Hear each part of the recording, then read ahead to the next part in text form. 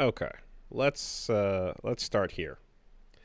So, you know how whenever you set up one of your insane corner traps, the way that the best way to defeat your shit is to just lean into it and not oppose it.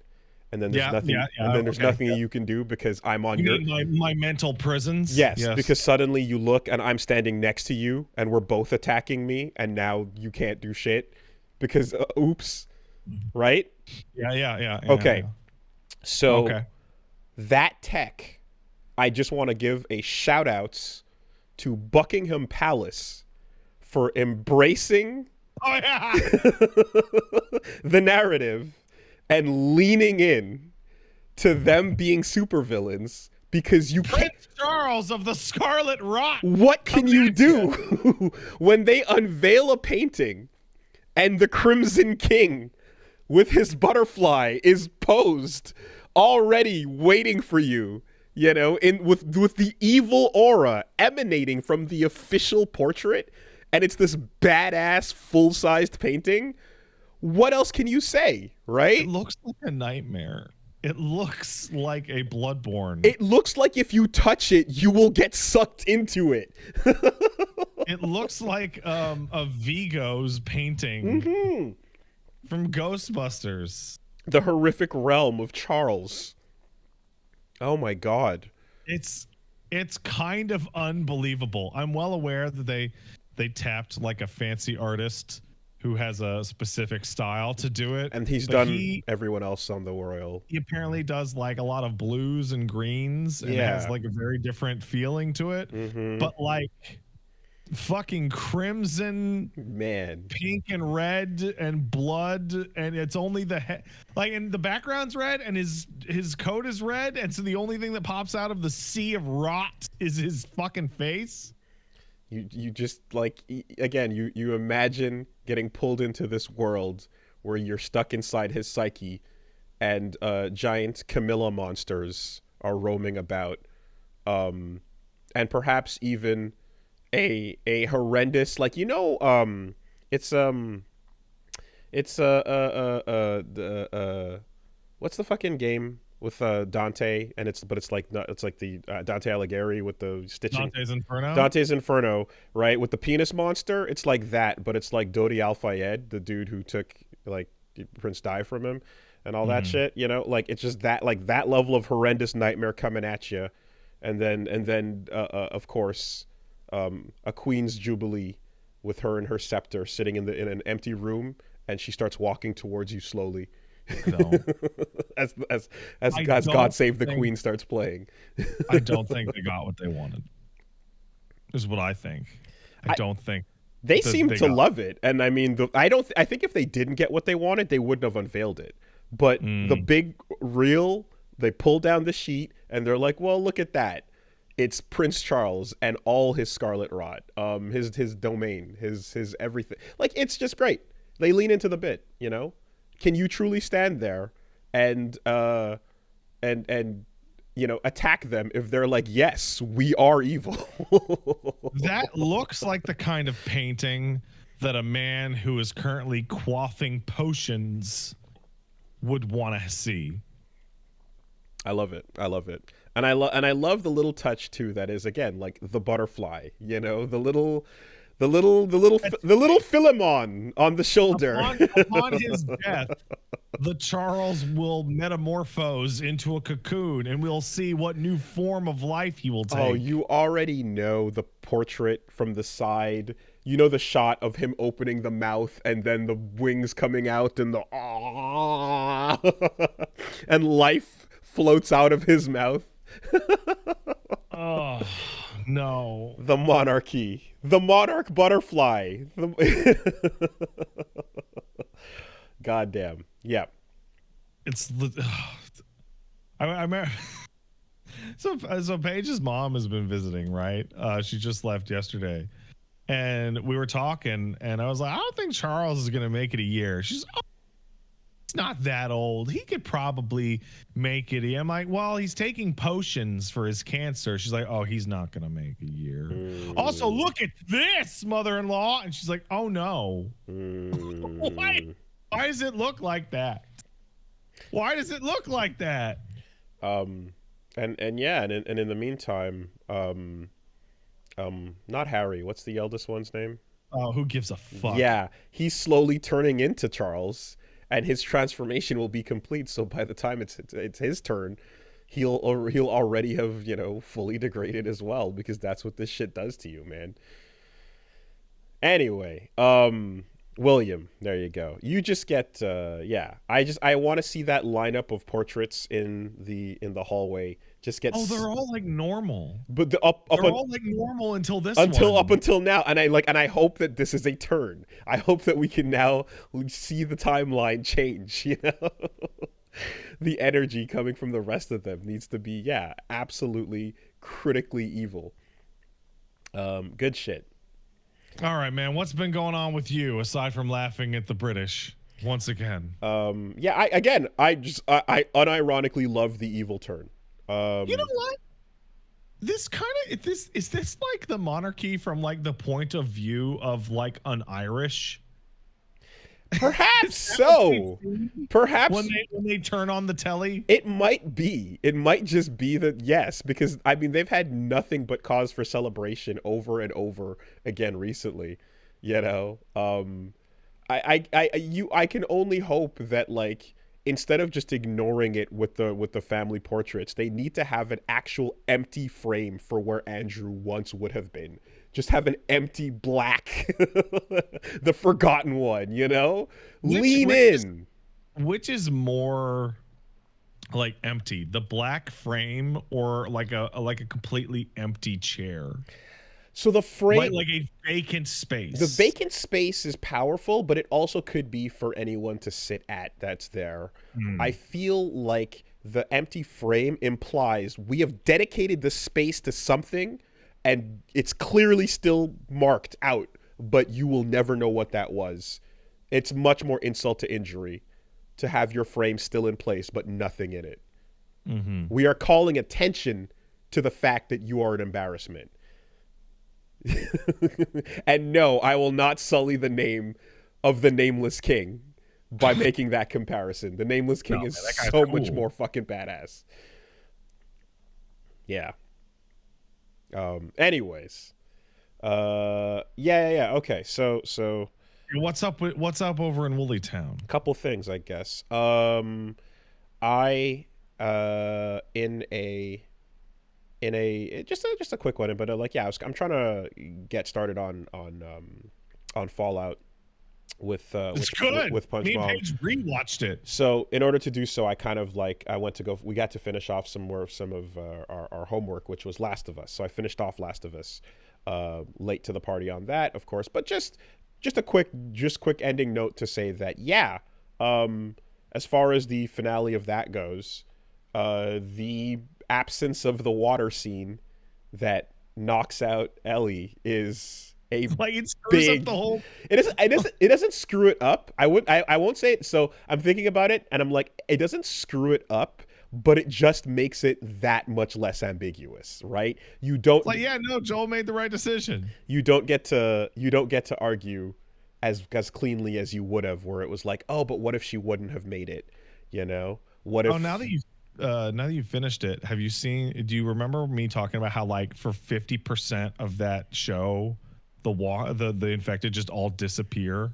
Oh yeah, they just kind of become a non-issue. So like that final thing is like, we have to scoop out this kid's brain for a cure, and you're like, wow, you guys are just gonna do it, no problem, huh? And also, we haven't seen an infected in like a year in the story, for like a year. Yeah, well, because it feels kind of like, okay, gameplay was the first half, and now the gameplay is more or less left behind, and they elaborated on some good shit in the meantime, but then it comes back in that, like, 5 minutes leading up to the hospital room, right? So,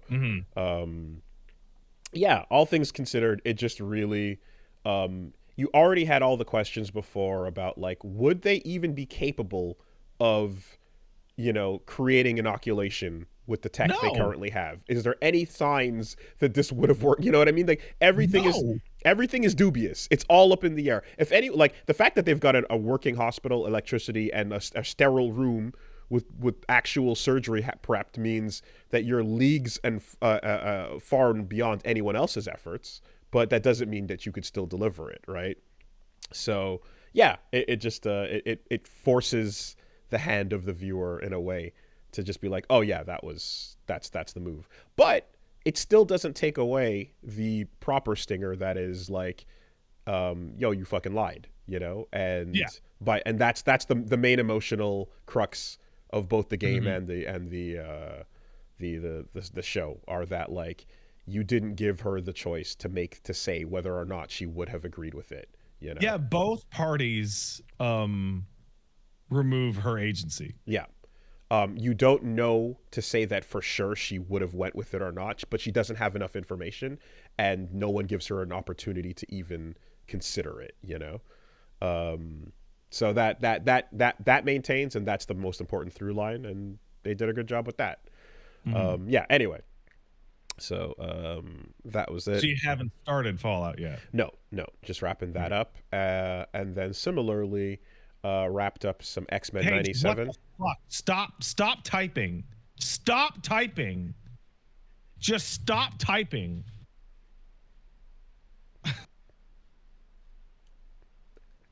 Okay, listen. I listen. I'm just trying to be respectful.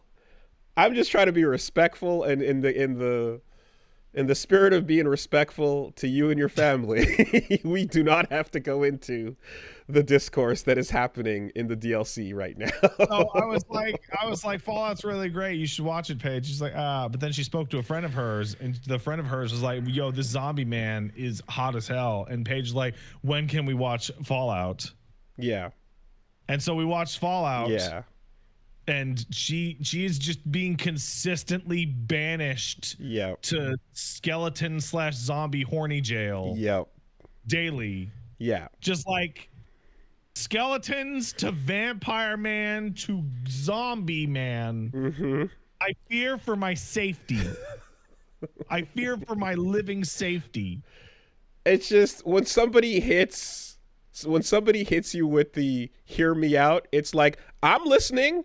Where are we going? Where are we going? Hear you out? All right. I'm listening. All ears. What's up? Yeah, no, Fallout is very good. Yes. It is very good. I would love to talk to you about that next week. We're gonna.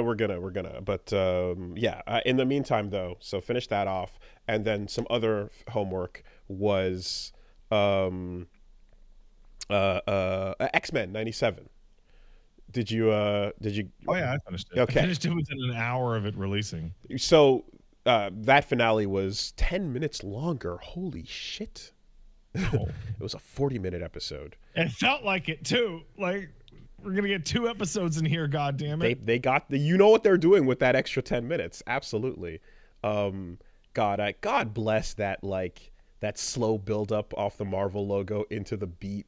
Into the main intro, that little crescendo is amazing. I guess we talked pretty much about most of X-Men 97 stuff last week and covered all the big back half of that first season. I guess just to discuss a little bit and some spoilers for the season finale of X-Men 97. Tune out now if you don't want to catch them. There's something important here that I think Magneto kind of specifies where last time when we were like, oh, he just grabbed the asteroid M and fucked off. We were like, what exactly did he do to the Earth?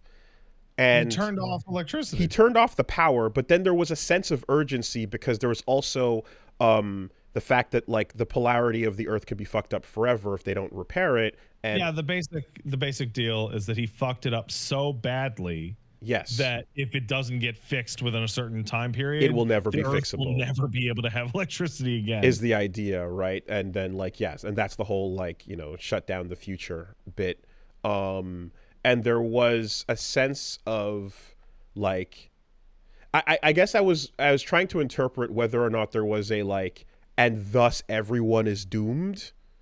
Well, yeah. To it. But it's like modern society would just fall to pieces without electricity. right, but I guess it's the difference between a cataclysmic extinction event versus a cataclysmic um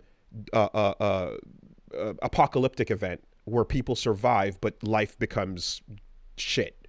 Yeah. Right? So the basic idea here, I as I took it, is that there's the ticking clock to fix it, right? And they keep saying like millions of people will die. Just food transit alone, millions of people would die like right away. Yeah, but like also without the equalizing force of technological advancement, mutants would like rise up immediately to like a higher class. Exactly. So what I thought based on episode 9 was that I thought he was like destroying life. And the clarification here is he's destroying civilization. Yeah. Right? That's kind of it. And you know, I mean it's still pretty fucking bad, but it's a difference where he specifies, oh, the mutants will be able to thrive in the darkness, you know, and so on. And that kind of lends itself to being like, oh, right, because they're oppressed, so if you take away the structure, then their natural we'll make a new society out of our God-given gifts. Because exactly, like nature will let us reign, and they'll take over on their own by given time. Exactly right. Which like Magneto actually sat there and said in his angry moment, like, we live in a society, and decided that the answer to that was enough of society. That the problem is that we live in a society. Yeah. So we're gonna start this whole thing over. Right. And that makes more sense with his philosophy. Than the like, everyone's gonna get fucking killed thing, which mutants are gonna get killed in that process too, of course, but it is a anger-driven, extreme measures solution. And then the that all again manages. Charles and Magneto kissed. Yep, and they do their bits. Shout outs to the taking the time to go inside his head, have the moments, have the conversations that matter. Looking out on the boat, you get to see Rogue in the boat, but then standing next to her is Quicksilver, Scarlet Witch, and Polaris, right? So that's really, but their faces are in shadow, so that was pretty cool. I like that touch. And then I guess the stinger here. Well, so it's interesting because like the stinger, when they kind of show you like what they're setting up is like, one side you've got them in the future young Nate Age of Apocalypse. And then on the other side, you've got them in ancient Egypt and Sabanur. And so I was like, little baby Apocalypse. Yeah, and it's like, this is also, since this is the X-Men 92 timeline, they've already fought Apocalypse and they know who he is. Like a bunch. Yeah. So Age of Apocalypse is the hard swerve that they're definitely heading into, with Onslaught, of course, being probably residual inside of Charles's mind after that connection and stuff. There's a great line that I can't remember I can't remember the specific words, but the paraphrase that exists in my head is like, yeah, Charles, if you go into my brain and make me do the magnetic shit, we might both become vegetables. And Charles like, yeah, whatever. Yeah. Gotta do it. Yeah. But then he's gonna pop out and make a sick ass giant fusion dance version of them that's gonna look awesome. I mean, if anything, I don't know if they're going to fast forward to it, but if the next season brings us Age of Apocalypse and Onslaught, and they work in X-Men, like young Nate Summers in there, that'd be fucking sick. I really like how the finale of the X-Men 97 puts forth the idea that like, Charles is he's a good guy and he wants the best, but like the nature of the way that he interacts with the world is so disgusting and manipulative and awful. Like when Magneto realizes they're inside his own mind prison, he's just like, this is disgusting. Get out of here. Yes, but Charles's bit on that is, I'm not going to invade your privacy unless I think you're going to kill everybody, in which case then I'm going to violate your rights, right?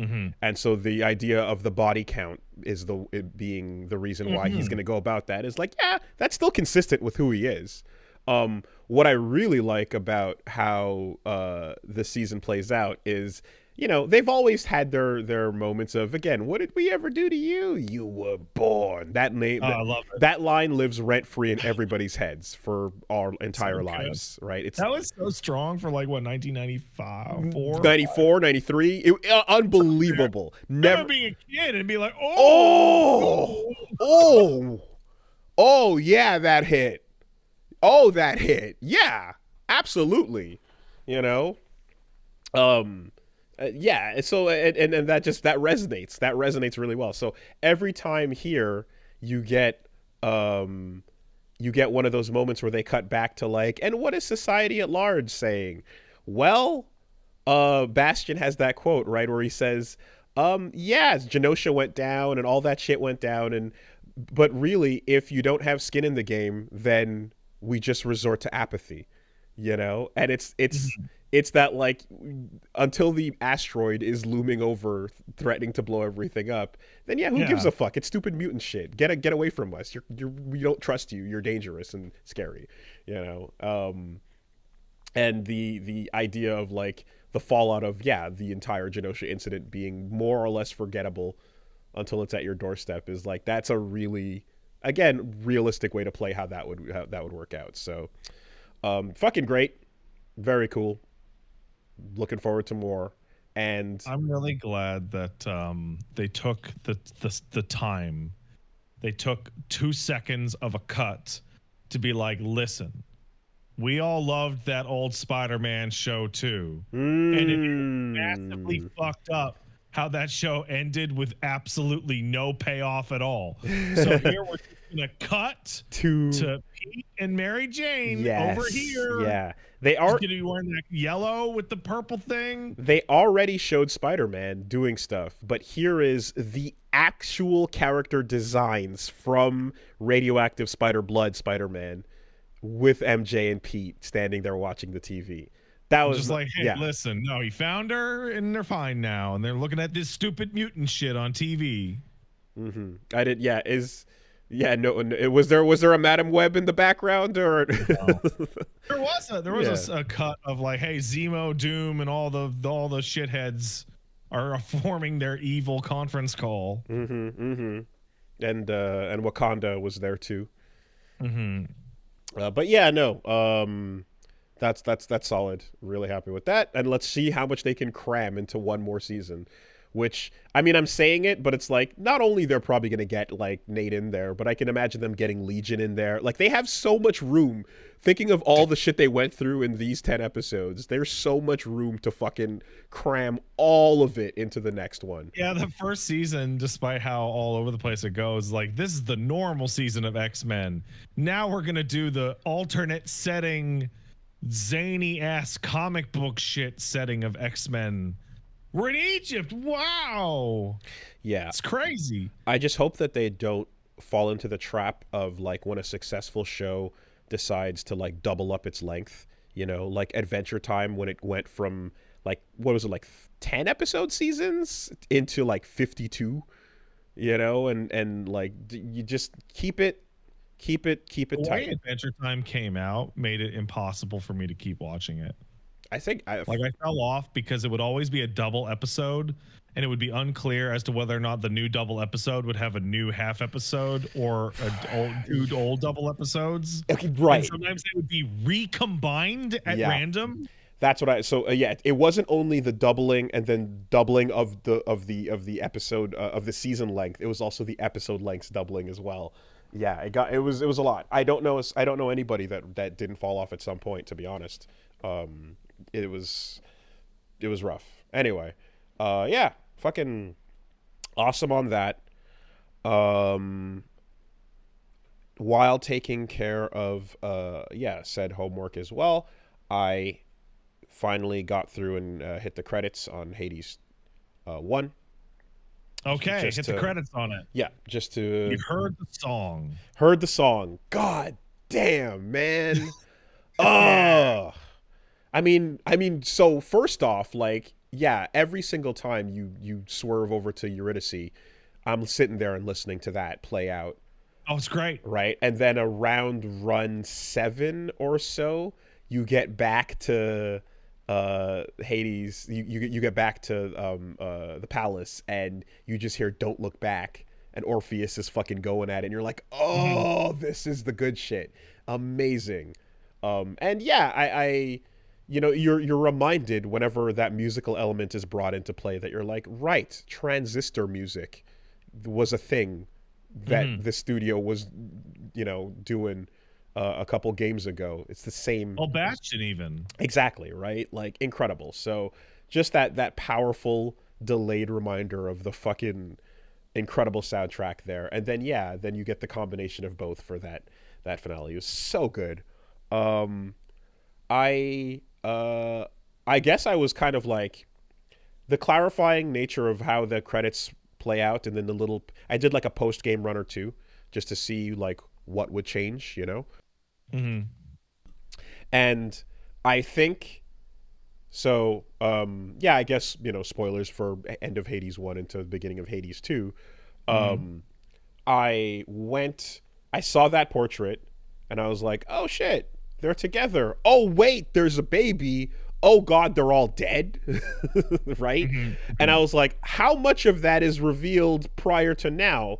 And like, assuming that it ended on some sort of horribly tragic note, you know, I'm like, okay, well, this game is picking up where that left off. But no, ends on a very kind, happy note. Yes. Now, at the same time, I don't know the difference between credits run and 100% completion. Okay, I'll tell you right now. It's really easy. So the post game quest is, hey, we gotta explain to the people on Olympus what the fuck's going on. The gods are here, catching right? on, right? Right. So what we're gonna do is you're gonna become really good friends, and then you're gonna invite them all to a big banquet, and we're gonna explain to them that we're married. Blah blah blah blah blah. Right. When you do that and say, I'm going to go ahead with the banquet, it fades out and then fades back in and goes, wow, that banquet was crazy. Good. Everyone understands now. Oh, really? Like, it's a massive, massive fucking disappointment. Oh. It's like, Okay. oh, I'm sorry. There's a picture. There's a picture of a handshake. My mistake. I see.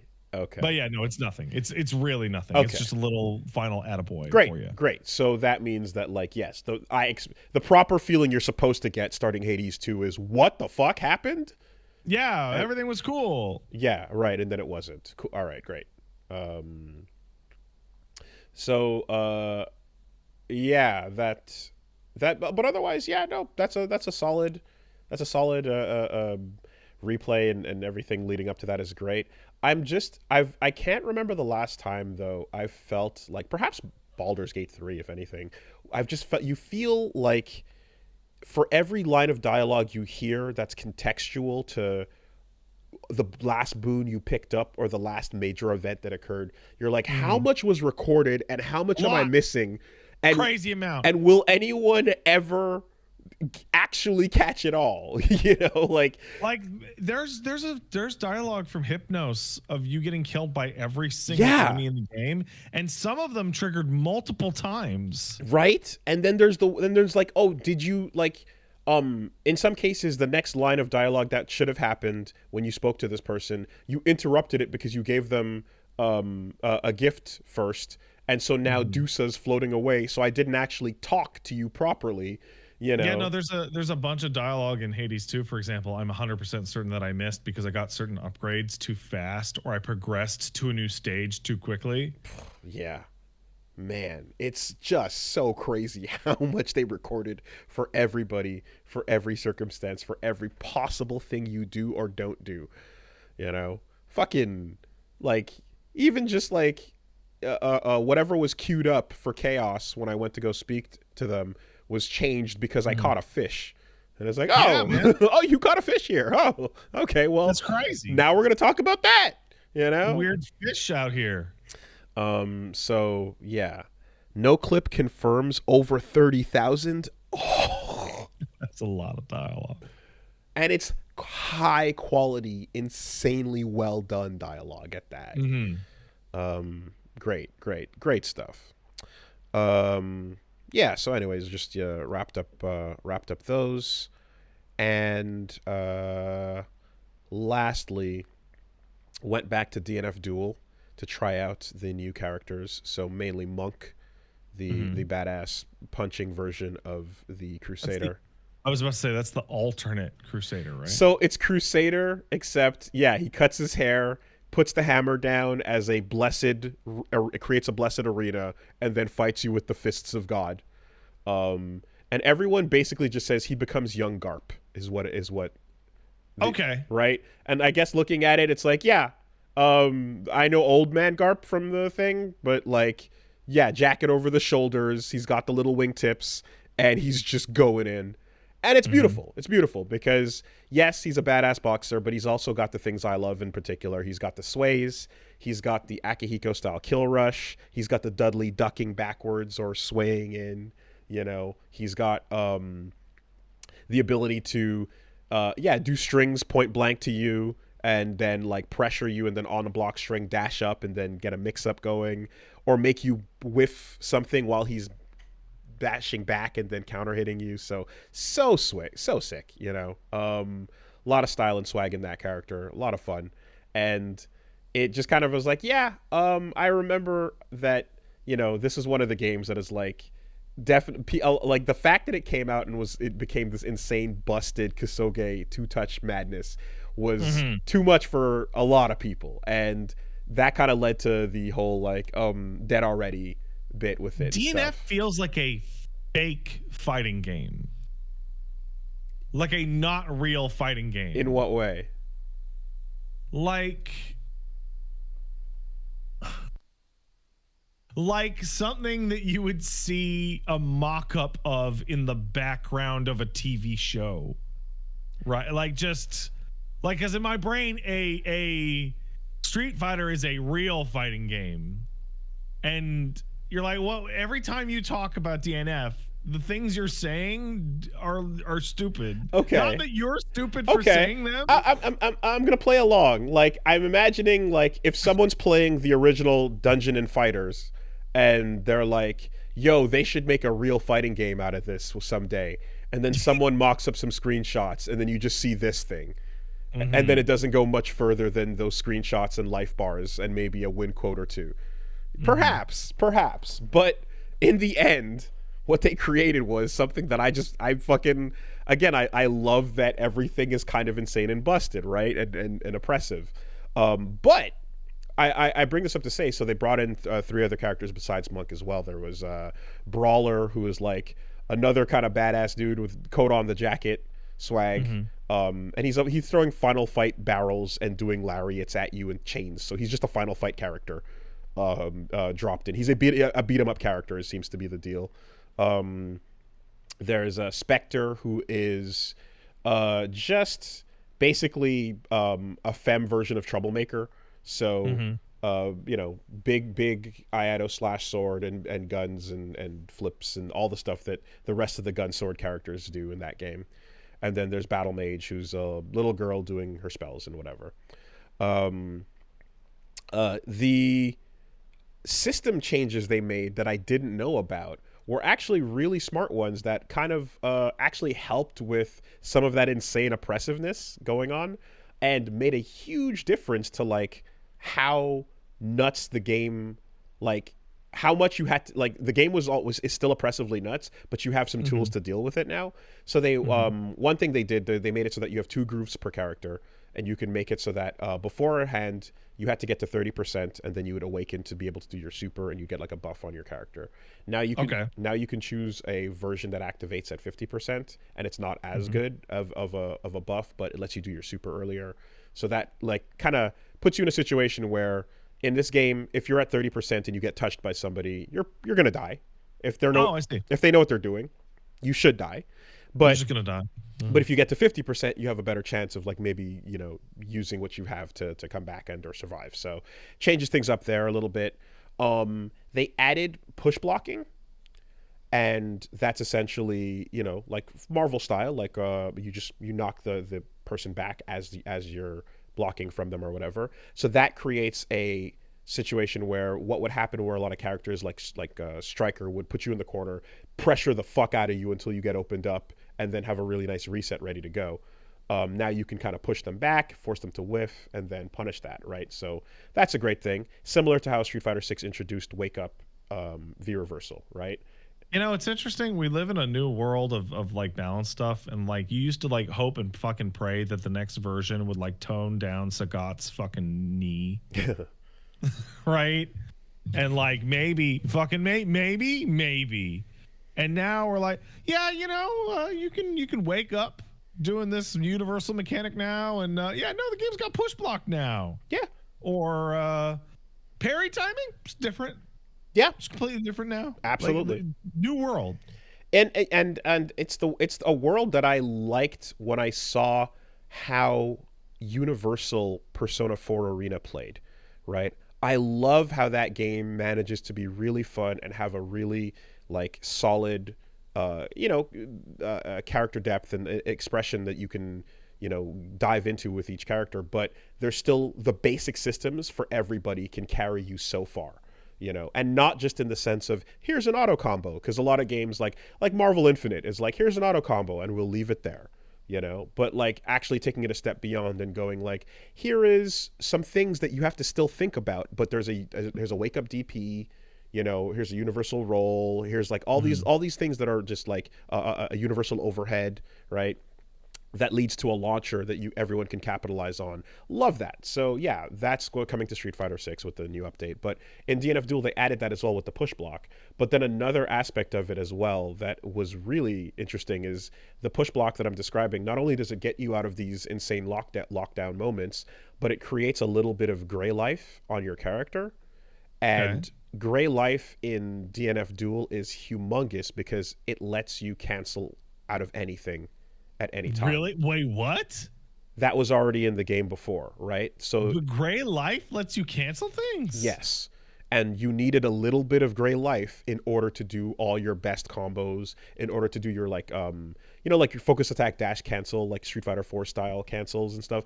Anything stylish, anything extended, anything that was a real full length combo, you needed a little bit of gray life. Baroque from Tatsunoko versus Capcom is the other comparison point, but I don't think that's going to reach.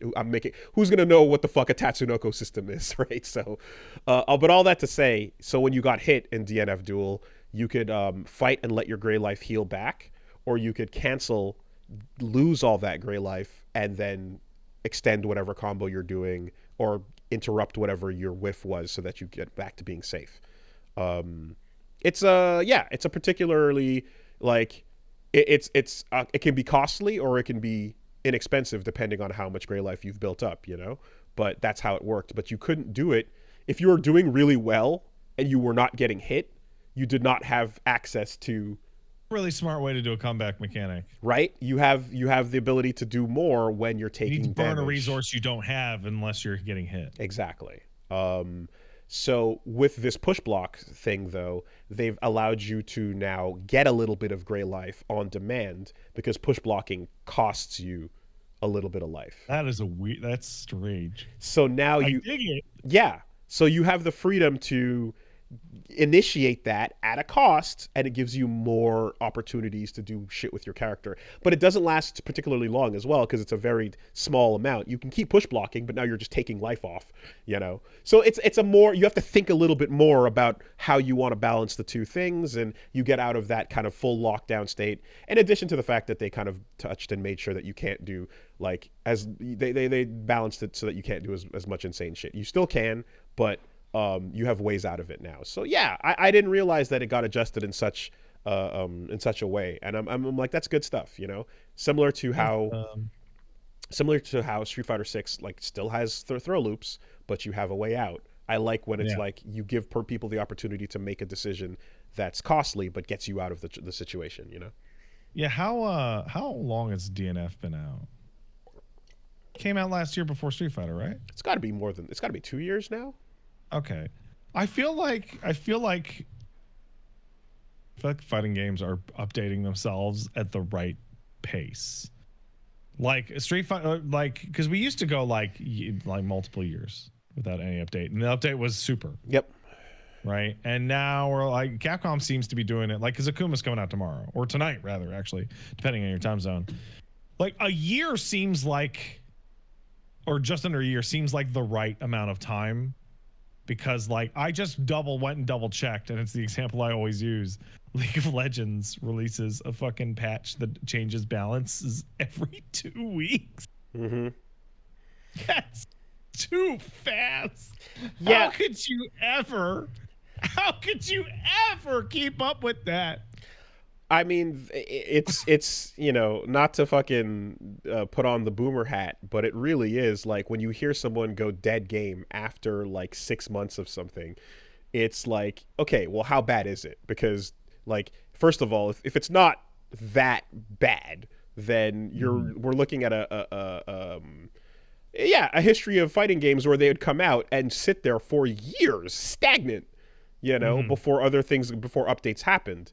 At the same time, Mortal Kombat 1, safe to say, that is the fastest fucking Dead on Arrival release I think we've seen recently of all major titles. Oh my god, you forgot about it. Oh, that game's so dead. You forgot about it. You know what what's your basis for that? Because mine's mostly gut. Okay, it is gut, but here's what it comes down to me. There's a real thing, because there's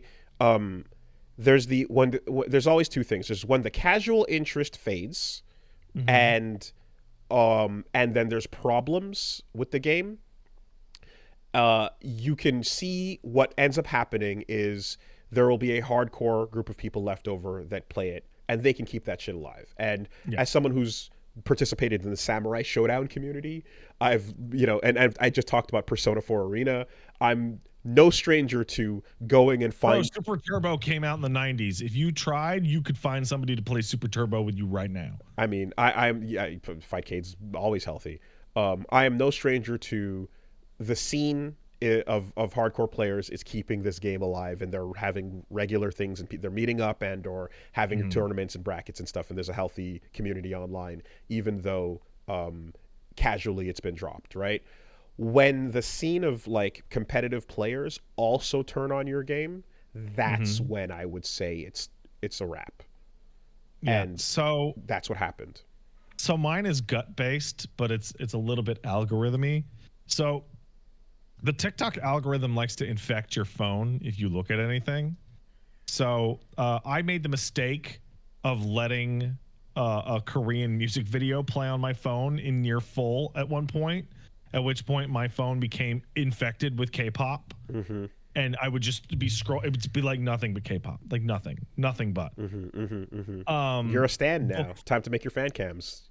So about fan cams, before Mortal Kombat 1 came out, there would be all these Injustice fan cams that would show up of just the dialogue of characters talking to each other before fights, right? And then Mortal Kombat 1 comes out, and then that continued, and then just stopped. Like Mortal Kombat 1 shit just disappeared off of all my feeds all of a sudden, like a month after the game came out. Okay. Just nothing broke through.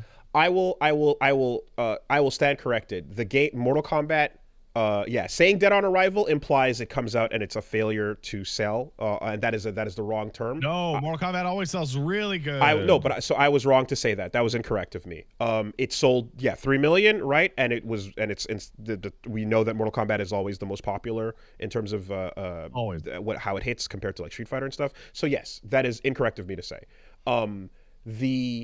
I guess what more so there's the level of where the interest is at competitively and where the interest is at casually, when people are kind of looking at like how the cost of shit has like DLC has been really, really high and like unaddressed and stuff like that was a problem.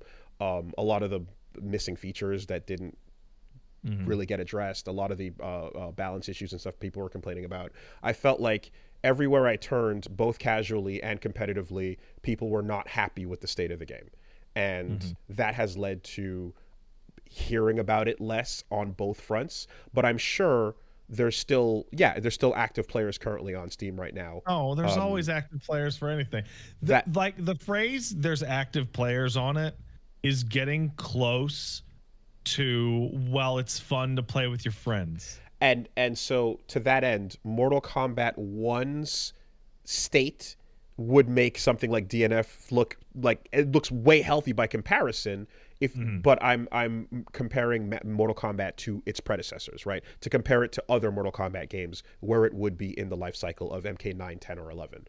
I'm also gonna use a different metric here for whether or not a game is dead. I looked over into the chat and I saw someone refer to the game's title in a really funny but mean way. They called it MK1 out of 10. When I see something like that and it makes me have a little chuckle, and I'm like, the game's dead.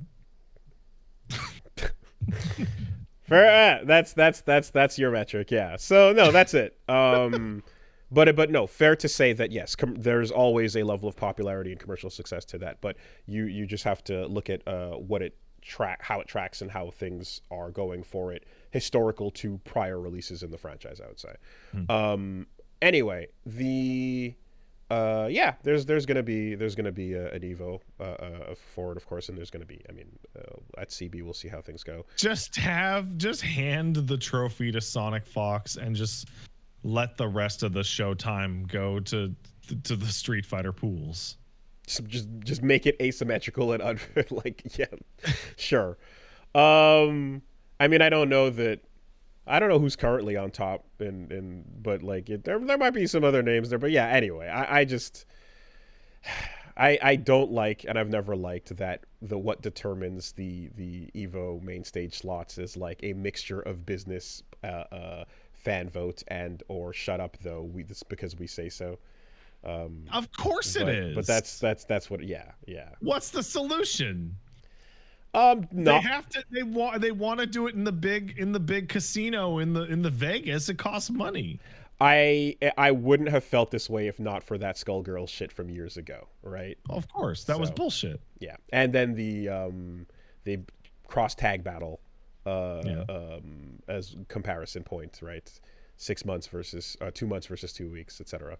Anyway, before we move on, I'd like to say hi to a friend of the show, Susie, a voice of Trish, Sphere Hunter, in the chat. Oh shit! Congratulations, Susie. Hey, congrats. That was one of the projects. Yeah, she'll be voicing Trish in Peak of Combat. Okay. Congratulations. Awesome. Stack that paper. Get that bread. Hell yeah. I feel like it's way more than getting your foot into Devil May Cry and be like, I am part of this. Get in there however you can. Absolutely. Good shit. Anyway, yeah, that's pretty much it. So this week, not much besides just this pod. So gonna be, like I said, heading over to Combo Breaker. Yeah, if you're in Chicago and you're coming down to the tournament, me and Reggie will be there and hanging out. So say what's up. How's it going? All right.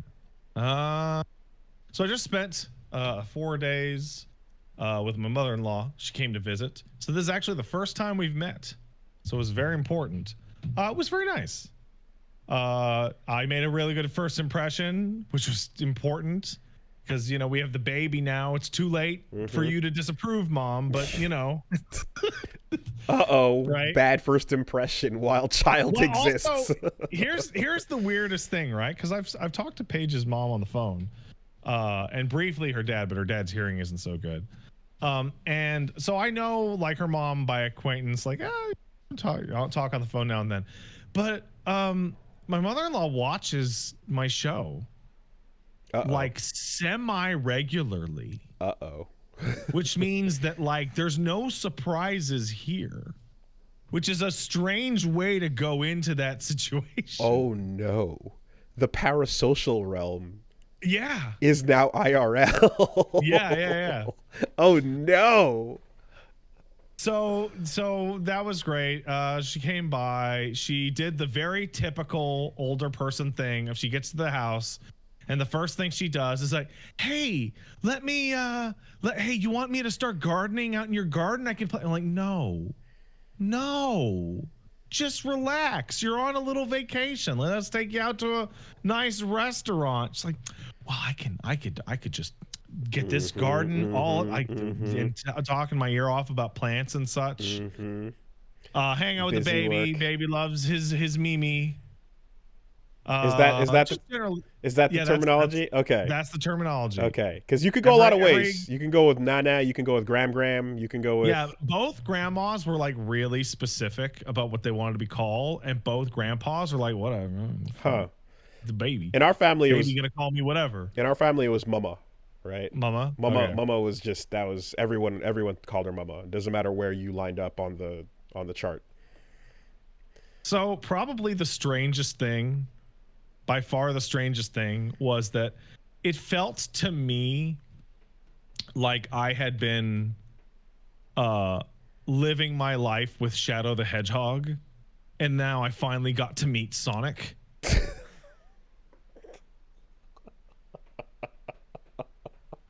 Where it's like at the start. And they're both very fast, but yes, but there was a point in their lives where one decided to go this way and the other decided to go that way, and it just all spread out from there. You have only met Negaduck. You did not meet Darkwing until now. You can see the opposite definition of yes. Okay, got it. Mm-hmm. And it's just so strange because you see Mother-in-Law, and this is the original, right? Mm-hmm.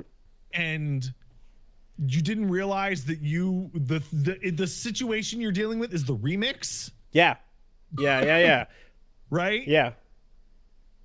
And you're like, this is like this over here, and that's why it's like this over here, but opposite. Yes, this correct. I had this. It's fascinating. Yes, no. So some years ago, I had this moment of like putting together the like, oh, look at that. You got Zagreus's hair and Persephone's hair, but the color is of Hades. Look, it's like a little bit of the two. And so you do that with the personality traits, and you're like, oh, I recognize a little bit of that nervousness right there, and like, oh, there's that like super like hard work, gotta get your nose to the grindstone. There's a little bit of that, and you're like, oh, these are the ingredients and all the little pieces.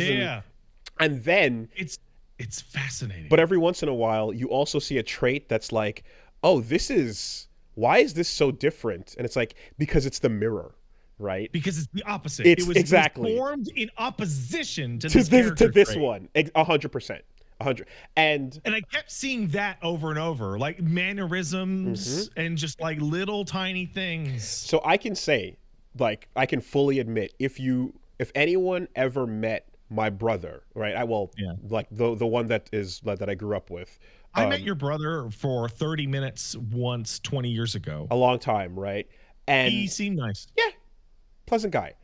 That's all I got. I think if you get to know my brother or talk to him over time or so, you will start to see where it's like, oh, here's all the similarities we have, and then here's the things that I have in opposition to what he is, right? Yeah. And when you are lagging 2 years behind somebody, but you're kind of still following, you're the tails walking around behind everything that's happening, they're determining the activity, you're getting pulled into that, and they're picking first. So they're choosing, if there's two things on the table, they take the first one, you get what's second, right? Yeah. A lot of what I am is absolutely in opposition to, or what I was left with, as well. You can totally see that in people that make the people It's really interesting. So, like, here's a really good example that's very obvious. Paige's mom is a practiced, consummate green thumb. She knew every flower, type of grass, tree that we ran by. Couldn't stop talking about gardening and tips about what kind of clay and soil is good for whatever. And then there's my darling wife, who, as we've established, much like your own wife, not super great with plants. Black thumb. The black thumb. The thumb of death. On the other hand, whenever me and Paige travel, Paige is the one who handles all of the actual arrangements, because I get like nervous about traveling, and Paige was, hopping back and forth from America to Canada to when we first started dating. So she is practiced. She could do all of it, no problem, right? Paige's mom just fell to pieces on the flight over because her flight got bumped. And just every part of actually getting to us just completely fell apart. And we like picking up the phone, being like, "Hi, yeah, get on the plane." Right. No, we'll pick you up. Just get on the plane. I know it's the wrong plane. This is a sequence. But get on the plane. That has played out many times in the past. Yeah. That is very interesting. And like when you, it's like when you, so I don't know, like did you call that shit out immediately, or? On occasion. Okay. Yeah, on occasion. And we also got to have the fun moments of meeting somebody who's damn near 70 for the first time, and they say something and you literally cannot help it but blurt out, "What? What? Really? Have you lost your mind?" It's like, it's my house. So I have a little bit of thing, but I'm like, I realize that like that sense of incredulity that I feel when Paige is typing in this fucking chat that she might have to drink that zombie's piss if he told her to. That emotion is also coming off her mom, just about different shit. They're cringe, Wooly. They're cringe. I mean, I wasn't gonna elaborate, but like, I'm married into cringe, and that works out fine because I'm cringe as hell. Only if instructed to, right? Yes, yes. I'm being messaged, and there's chat. Only if he says only so. if instructed to. Oh yeah. Oh, Hear me out. I'm listening. I'm listening. There was a minor cultural exchange upon the arrival of Paige's mom. Okay. In which we had to be like, "Listen, this is just one of those things. Mm-hmm. You have to take your shoes off." And she's like, oh, like she didn't fight it. She's like, "Oh, okay." Like, weird. It's like, no, you have to take your shoes off. It is against the law for you to not take your shoes off. Yeah. Americans are weird. I mean, so that I've seen vary depending on house to house and person to person. I've pretty much always grown up in a take your shoes off house, and then upon, I guess, making white friends, I realized that there were houses where you didn't take your shoes off, and those people are insane. Those people just kind of rolled through, and I was like, damn, okay. Madness. Absolutely crazy. And I guess that depends on if you have wood floors or carpeting and stuff as well. But yeah, and then there was also, like, I remember my old roommate who you knew from back in the LaSalle days, who was like, white guy? No, Asian. Okay, right. Not only shoes off, but like you can't ever get close to the bed with feet. Like, there is a what? Like, you couldn't. Feet can't touch the bed in any way, shape, or form. And what about when you're in the bed? Yeah, they had to figure some stuff out. I don't like. It was like just okay, but after there was a whole thing with like feet on. I've never heard of that ever. There was a whole thing with like feet on or near the bed, dirtiness, cleanliness. How am I supposed to jump up on the bed? Yeah, it was more than I had ever seen. So it was a lot, and I was like, okay, there's a dial up beyond just take your shoes off, you know, socks or things like that. I think Paige's mom was here, and I think we might have explained it to her like 15 times, and it never once sank in where she like bought a pack of smokes and she's like, wow, that's expensive. It's like, it's in Canadian dollars. Yeah. It's in Canadian money. Okay, but to be fair, that I don't blame anyone for that, because when I look at American things, I go, oh my God, it's cheap. No, wait, it's not. So cheap. Whoa. But that initial response to the number being lower is just, it's baked in. It's hard to you have to stop and go, wait, no, it's not. But it feels that way whenever I see American prices. We also like ran into like a really goofy situation where no one smokes in our life other than Paige's mom. So we had to find a spot in the yard for her to go smoke. Oh yeah. I mean, so that's just as a whole, like on the downturn. Like most, a lot of cigarette smoking is just dead now. There's vaping around, and that's the thing. And in a lot of cases too, some people are just like, more if they're gonna smoke, they mostly smoke weed, or if anything, But it's become extremely minimal. There's been once or twice where it's like, oh yeah, I guess let me go put like a Coke can or ashtray out, or something. But I just didn't think of that at any point. And then I got to have the conversation where she had to buy a pack of smokes in Canada. I'm like, ooh, which one'd you get? The collector's pictures. I got the lip cancer one. I'm like, oh, that's a good one. Yeah. The lung cancer one is the best. Mm-hmm. And I'm like, so you've never been to Canada before. Back when these came in, there were the good cigarette warnings and the bad ones. The ones everybody wanted was like hard, like cancerous tumor ones. Oh yeah. Nobody wanted the dead baby one. Well, so I was gonna say, right? You could get the gross teeth. You could get the gross teeth and the tar lungs, which are pretty standard contenders, right?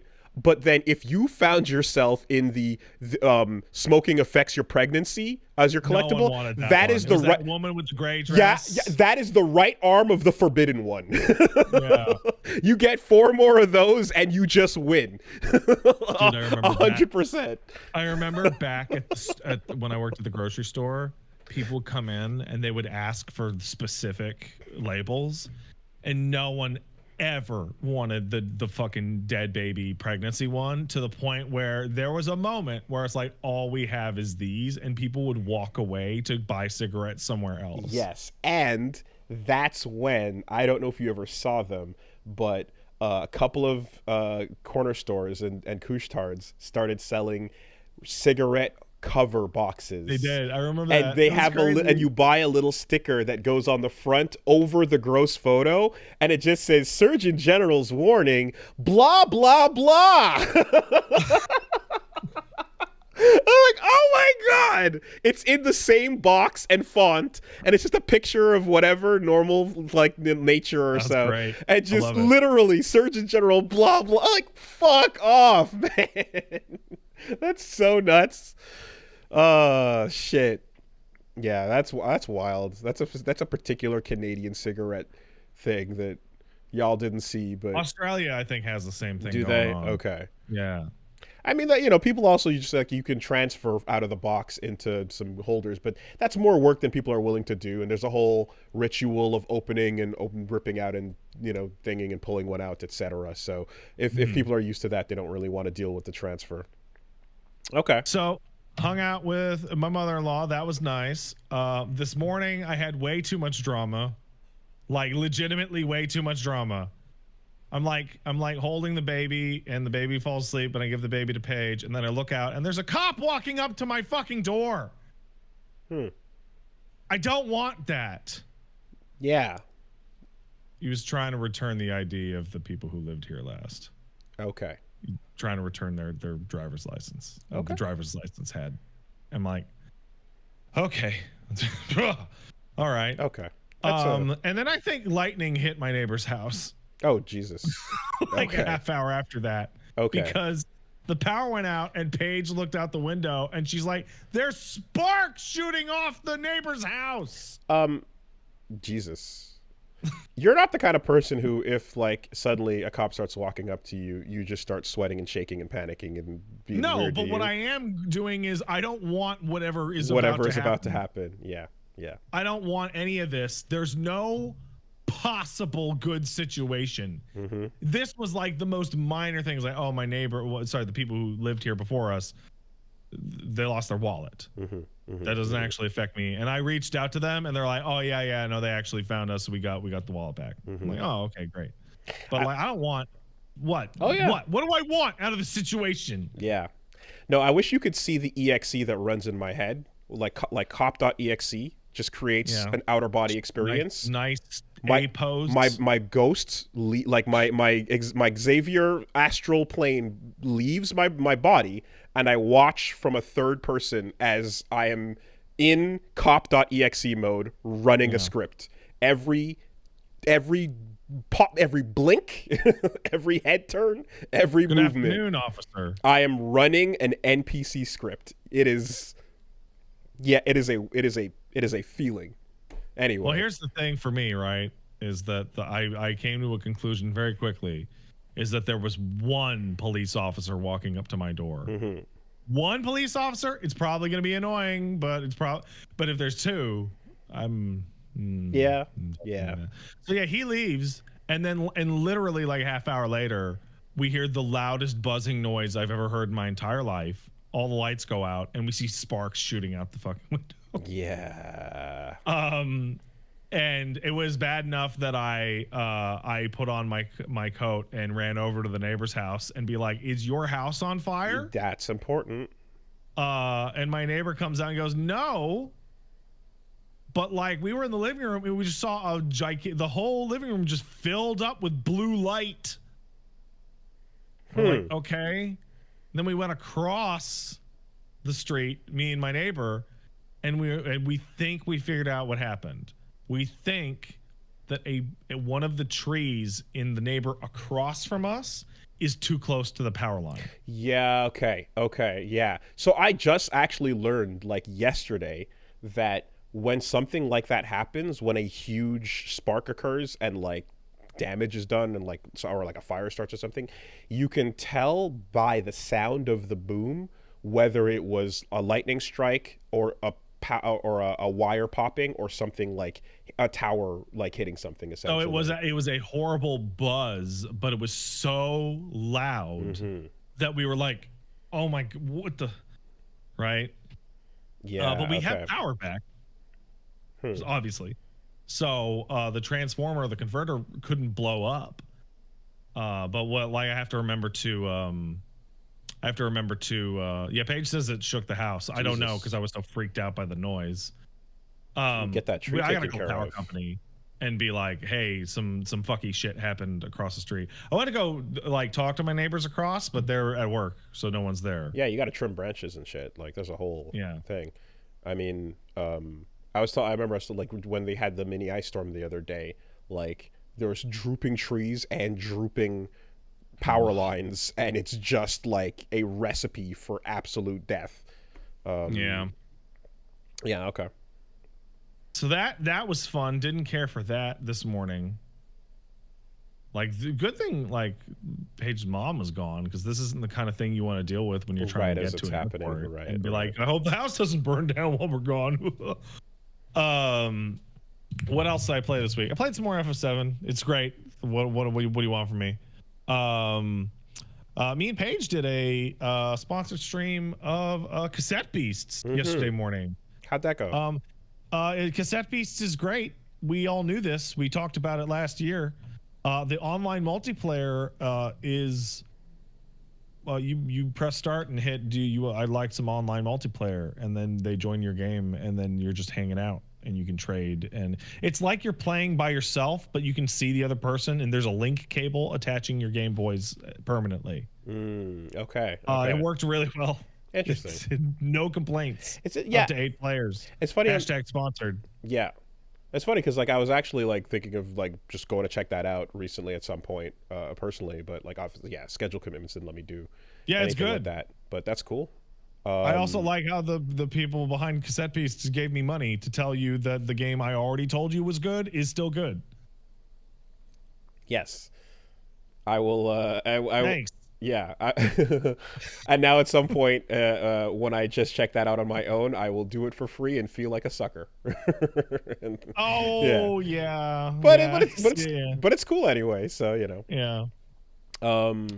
What else? The only other thing, I don't know if this is news or not, but I was insane, and we discussed this last week that I am a crazy person. I stayed up until, I woke up at 3:30 a.m. to sit down and watch the 4 a.m. Live letter. 14 live letter, and that motherfucking thing was nearly 5 hours long. Not 5 hours long, man. What are they usually? 3.5 to 5 hours long. Jesus. But the danger that I ran into was they're like, here's the generalized class changes, right? And I'm like, okay, all right, how are we gonna do it? And then they pull up a graphic, and I'm like, oh my god, they're gonna go through every single job one by one. And on one hand, I'm like, hell yeah, and then on the other hand, I'm like, god damn it. And then they went through every single class one by one, and like, here's the kinds of things that'll change. And I'm like, a lot of these are really good changes, and I'm really happy about that. I'm tired. Also, Final Fantasy 14 has made it. It is now partnering with KFC and Mountain Dew. Wait, did it not already partner up with KFC? Was that it did, but the Chocobo chicken? Yeah, it's back now. Okay. And Mountain Dew. Okay, but this time, perhaps they're not encouraging people to eat till they get sick? No, this is a different type of promotion. Okay. Oh, the Fat Chocobo thing was in China. No, the KFC thing is for Japan. Okay. Yeah, it looks good. I like the new buttons my class will be getting. Want more details. The only thing of note that would rate here is that you're doing this thing where you're looking at the changes that are going to be coming to all the jobs, and you go, oh boy, they're going to make the next one much harder, aren't they? Because all the defensive abilities are getting upgraded, and classes that weren't able to move before will now be able to move, which says there will be a lot more damage and a lot more movement, which is great. That's what I'm looking forward to. I thought you were going to say things are going to get harder because people have gotten good at the hardest things already. So that's always been the case. Mm-hmm. That's always been the case.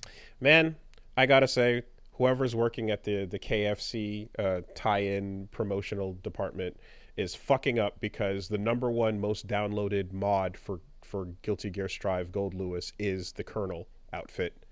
Yeah. And the fact that they're not getting on that is money left they don't on the know table. that Guilty Gear exists. Shame.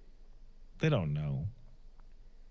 He's got a fucking the coffin. He's got a big chicken bucket, fucking multi-piece meals, and he's swinging at you. It's great. Anyway, so we'll talk about Fallout next week, Wooly. Once you get your foot into that.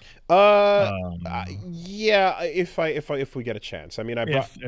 Yeah, because again, travel week and bullshit. But like, I have a strong suspicion that the state of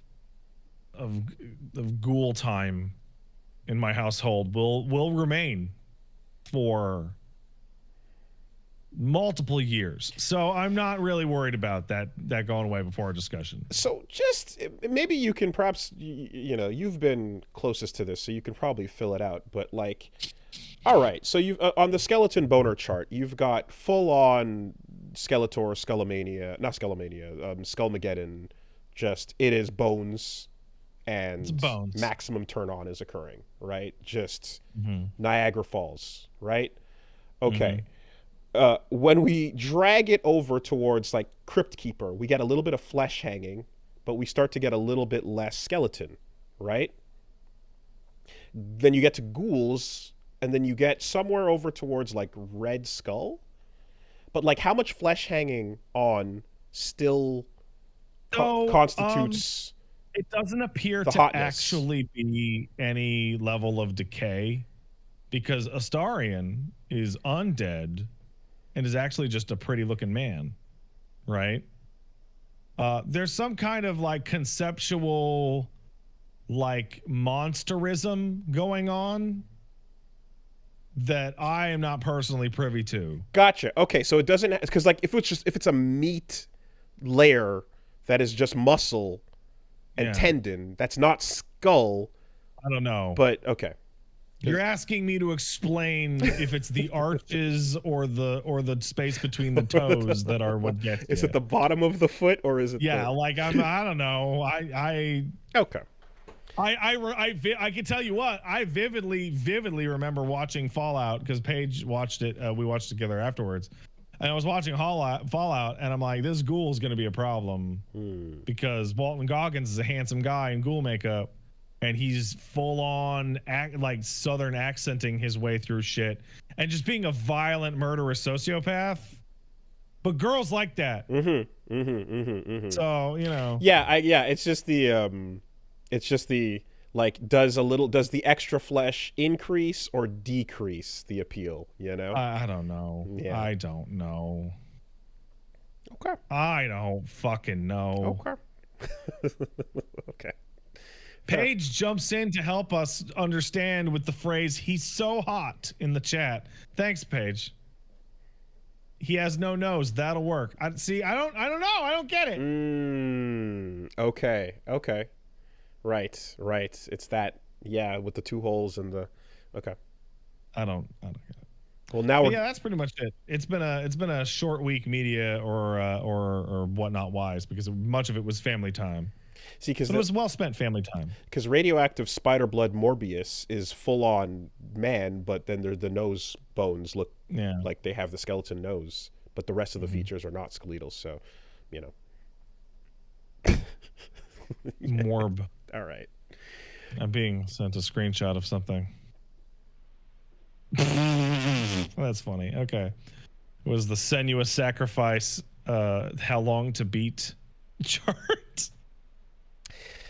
Yeah, okay, yeah. I mean, we're just going to talk about that a little later, but it just seems as if the I guess as far as Gene and then some other reviews are concerned. I just saw Gene call it's like the Order 1886. Yeah, that sounds like, rough. The mixed reviews are there. Overall, on the Metacritic, it seems like it's still mostly in the positive, in the greens, upper 80s to 90s in some cases. But I've seen some cherry-picked other reviews saying that it's not quite. It feels dated. It's not as good as the first. It's not as good as the first one, and doesn't really need to happen. Which is true that the first game is a complete story arc that I definitely felt. I'm like, yeah, you don't have to revisit this.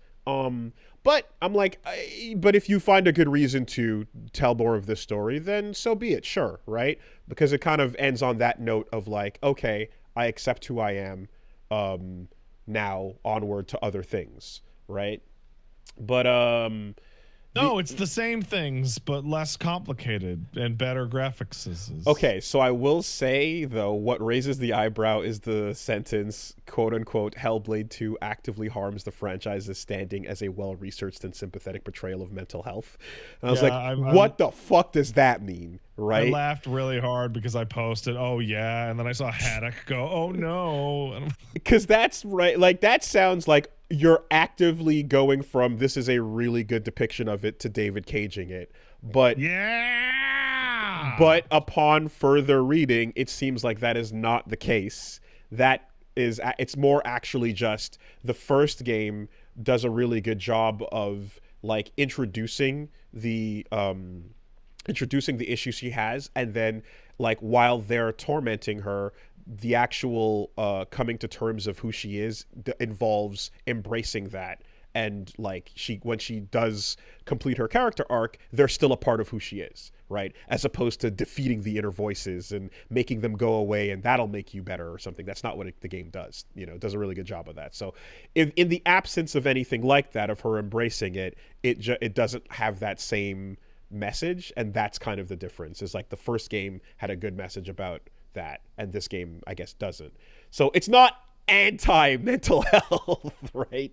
It's more just it's lacking that really good depiction, But that's I was just saying, man, like that's a bummer to hear. I'm still gonna go into it with open mind and see where this goes, because I'm I did like the simple and limited, but ultimately, good combat that the game had in the first one, and of course the visuals, the narrative effects, and the character and what she's going through and everything is like, it's a nice, short, tight, compelling journey. Um, it's if it feels like it doesn't need to exist and nothing the character's going through adds to what was built on, then that sucks, because it's like you could have taken the same like effort and kind of told a different story, you know, in a different way that I'm trying to have a message to it. But figure this out. Either way, how much did Senua's Sacrifice cost when it came out? Was it $49.99? I don't remember at all. I couldn't tell you. Because the Hellblade 2 $30 definitely costs $70. $30. It was $30. So, okay, so it's shorter and has worse combat, and it costs twice as much. Is the combat worse? Yeah, so Gene in his review talks about how you have less moves and you don't fight multi-group enemies.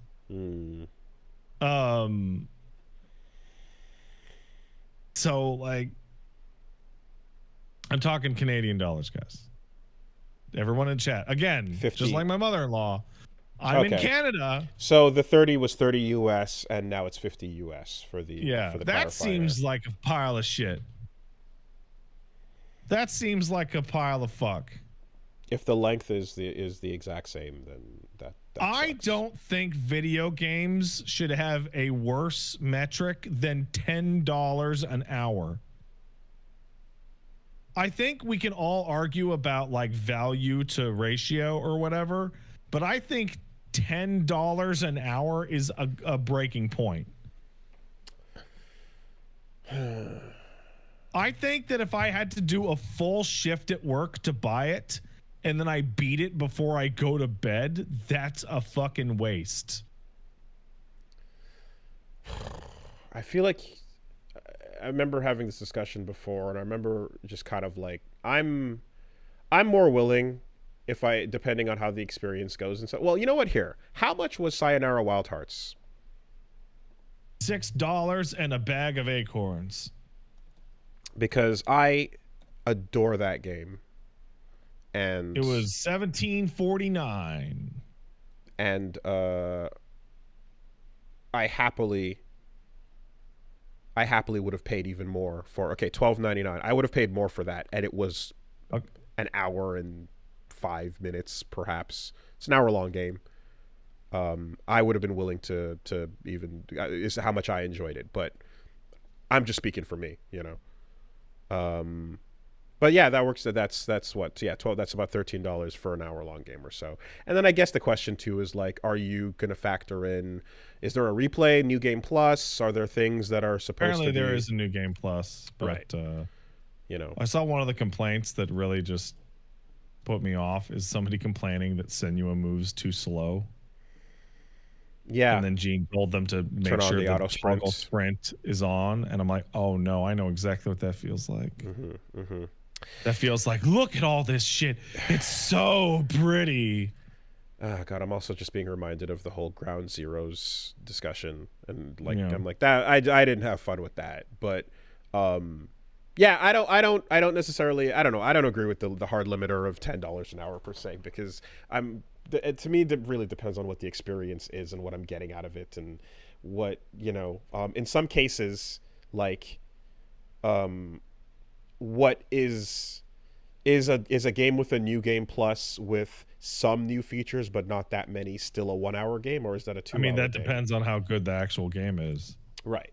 And then you're talking to somebody who, I play fighting games that last 90 seconds, but you know, no, they don't. But your own journey is completely open-ended, right? The amount that you get for going through a game like that, anything that is a competitive, like, you know, chess pieces on a chessboard, how much should that cost? Like, the length of time is up to you and how far you're going to go of your own volition.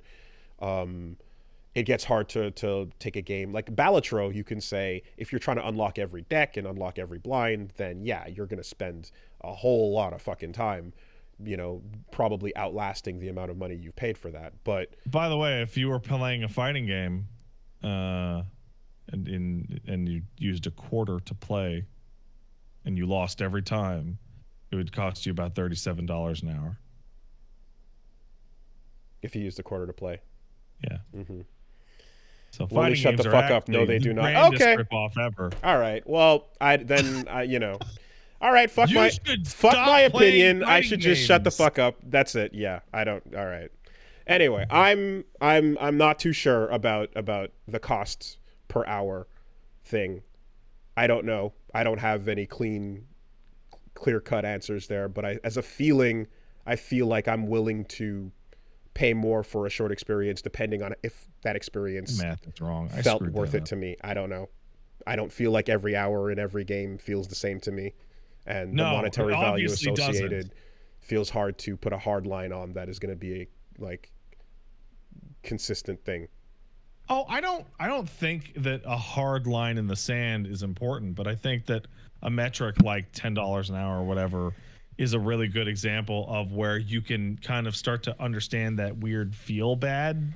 Yeah, part, well, where you're like, I paid $80 for this game and I beat it in an afternoon. This feels like bullshit. when Hellblade 2 is coming out and like we're hearing these things about it that are like not great and that it's disappointing compared to the first game, then you start looking at like, wait, how long is this thing? How much did it cost?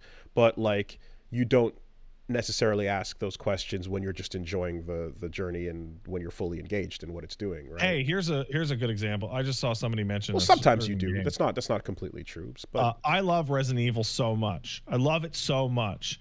I sat down to stream Resident Evil 3 and accidentally beat it before standing up. Damn. That's fucking stupid. That was bullshit. Especially if your expectations from the other games are for something that's significantly longer. For sure, that's goofy. I don't want this to, at the same time, like, we don't live in a black and white world. I'm not defending bullshit prices. I'm not defending the way that the cost of games has increased and the fact that over here in Canada as well, they jack it up $10 every time the dollar doesn't hit parity, and then it never comes back down. I am not defending how bullshit costs have gotten, and I especially am someone who doesn't enjoy the idea of paying monthly for something and then feeling that I have to go play even, you know what I mean? Like, all that is a very clear thing to me. The DLC costs are bullshit most of the time. I'm not going to sit here and defend garbage economic practices in video games, but when it comes to length to hour, I can just think of short experiences I've cherished that I'm super willing to like give more to. And I don't know how to quantify that easily. Mm-hmm. And that's the end of the thought. Oh yeah, no, I completely understand and agree with you. I think when we come to like, because what's probably like the most, like, I paid $94 for Zone of the Enders 2. Right? And I feel like that's maybe the best game to ever use for this example, because like I bought it and then I went, whoa. Oh yeah, and that game's incredible, and then I sold it. And then I sold it. And there are many examples of that, right? There are many examples also of the game that is underwhelming after you spent, and there are not as many when it comes to the Hollow Knight problem of that game is way too cheap for how much they gave you. That's insane. That's actually very uncommon. Yeah. Hollow Knight is stupid in how cheap it is. You should have taken more money. That's ridiculous, right? Like, that doesn't happen as much per se. I would say you get it from Hollow Knight, you get it from Sakurai games. Sakurai games give you too much game for the amount you pay for in a lot of cases. And like, yeah, there's not many examples throughout the industry of that, you know? I'd say Vampire Survivors feels like you're getting exactly what your money is worth. Exactly what you paid for. Mm-hmm.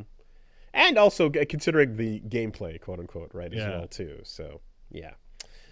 I feel like Vampire Survivors is maybe like the best example of what I'm actually getting at, in which I'm like, yeah, no, you know what? Less graphics. Yeah, it's just that. Yeah, you want to knock $30 off the price of this and give me some fucking Nest sprites? Let's do it. But it's never perfect, because it's like, okay, was this made by one person over the course of 10 years, or was this a team of people in one short circumstance in 1 year? And was that team located in Estonia? Or that is a great academic discussion to have as Billy's parents, as he's standing in the Best Buy with a $50 bill looking at what game he wants to buy. Of course. No. Right. Like and that's right, which brings us to the age-old consumer buying purchase guide versus art critique and review. To which I then say, hey, Billy, Kingdom Hearts is coming to fucking Steam, and you can get like 3 games for $40. That's the Kingdom. Kingdom Hearts is light, you little shit. Yeah. And then there's always the like, hey, last gen, awesome game plus collection for $10. What the fuck? Go get that. You know, there's a whole lot of those. Speaking of which, by the way, Kingdom Hearts announced for Steam. The all-in-one collection from a couple years ago was was only consoles, right? Wooly, I had like an entire conversation ready to make fun of something, and you just sailed all the way past it in the funniest way possible. Because I was getting ready to talk about how fucked up it is that the Epic Game Store is so disliked. People don't even pretend people pretend games aren't even real if they release there. And you didn't even know that Kingdom Hearts has been on PC for 3 years. It's been on the EGS. On the Epic Store. Well, there you go. It has been out for 3 years. All of these games, all of the Kingdom Hearts games have been on Epic for 3 years. I ask an honest question. Oh, man. Because that's what I'm remembering, that there was an all-in-one collection that came out some years ago. Yeah, it came out on consoles, and then 2 or 3 years later, it came out on Epic, and everyone went, wow, it'll be great when this comes to PC. Okay. And it's going to come to PC on June 13th. That is wild that people don't even view the store as not even legitimate, but existing at all. I didn't internalize that. I mean, I'm not paying a ton of attention as I'm not following, but totally. Hosting a video game podcast. How buried is this shit that it doesn't at least trickle up to you in some? It's so, oh my god, it's so embarrassing, dude. I mean, look, I had a realization not too long ago of like, I'm barely able to keep up with a couple. Like, I do what I can. No, Wooly, I'm not making fun of you. I do what I can. I'm saying I can't play or know everything. No, Wooly, you misunderstood my tone here. You are in the top 0.1% of game knowers. There's too much. You could never possibly know all of this. But the fact that you are aware that the collection came out on console, but you weren't aware that it came out on Epic, is what's really funny. Sorry. Okay, misunderstood. Because as I said that, and I'm seeing like Wooly ... Oh, you should know this, and I'm like, what the fuck? All right, gotcha. It's the My fact bad. that the Epic Game Store functionally doesn't even exist. It's not even really on this relatively popular video game podcast. It's not considered PC. It's considered something else. Yeah. Okay. Gotcha. Gene did a really good. He tweeted about it, and he's like, yeah, one of the reasons that the store just died in his eyes is he plays all his games on his Steam Deck now. You can't play Epic games on your Steam Deck. Did all of them make it to EGS? All of them. It was the same day. They all came out on day one, and everyone went, fuck. So it's just a Steam announcement, and it's like, yay, it's coming to PC, bro. It's like the announcement is Kingdom Hearts is coming to Steam, and all day I've seen people, oh my god, I've been waiting for years to play these on PC. I will say, so shout outs to the games that do the migration save, Darkest Dungeon and Hades. I believe, had a were you playing this on the Epic Game Store, you can do a one-time upload and migration of your save over to Steam when you play it over here. And it actually gives you that option, you know. That's great. That's a super cool feature. Good shit. I'd like to give a shout out to one particular gentleman on the internet on twitter.com. This is Derek at dynamite_Derek on Twitter, also X, who said on May 16th, 5 days ago, I give up. I can't take it anymore. I'm buying Kingdom Hearts on EGS. You owe me when they confirm it for Steam in like 3 days.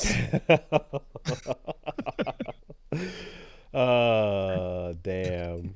Yeah. Yeah.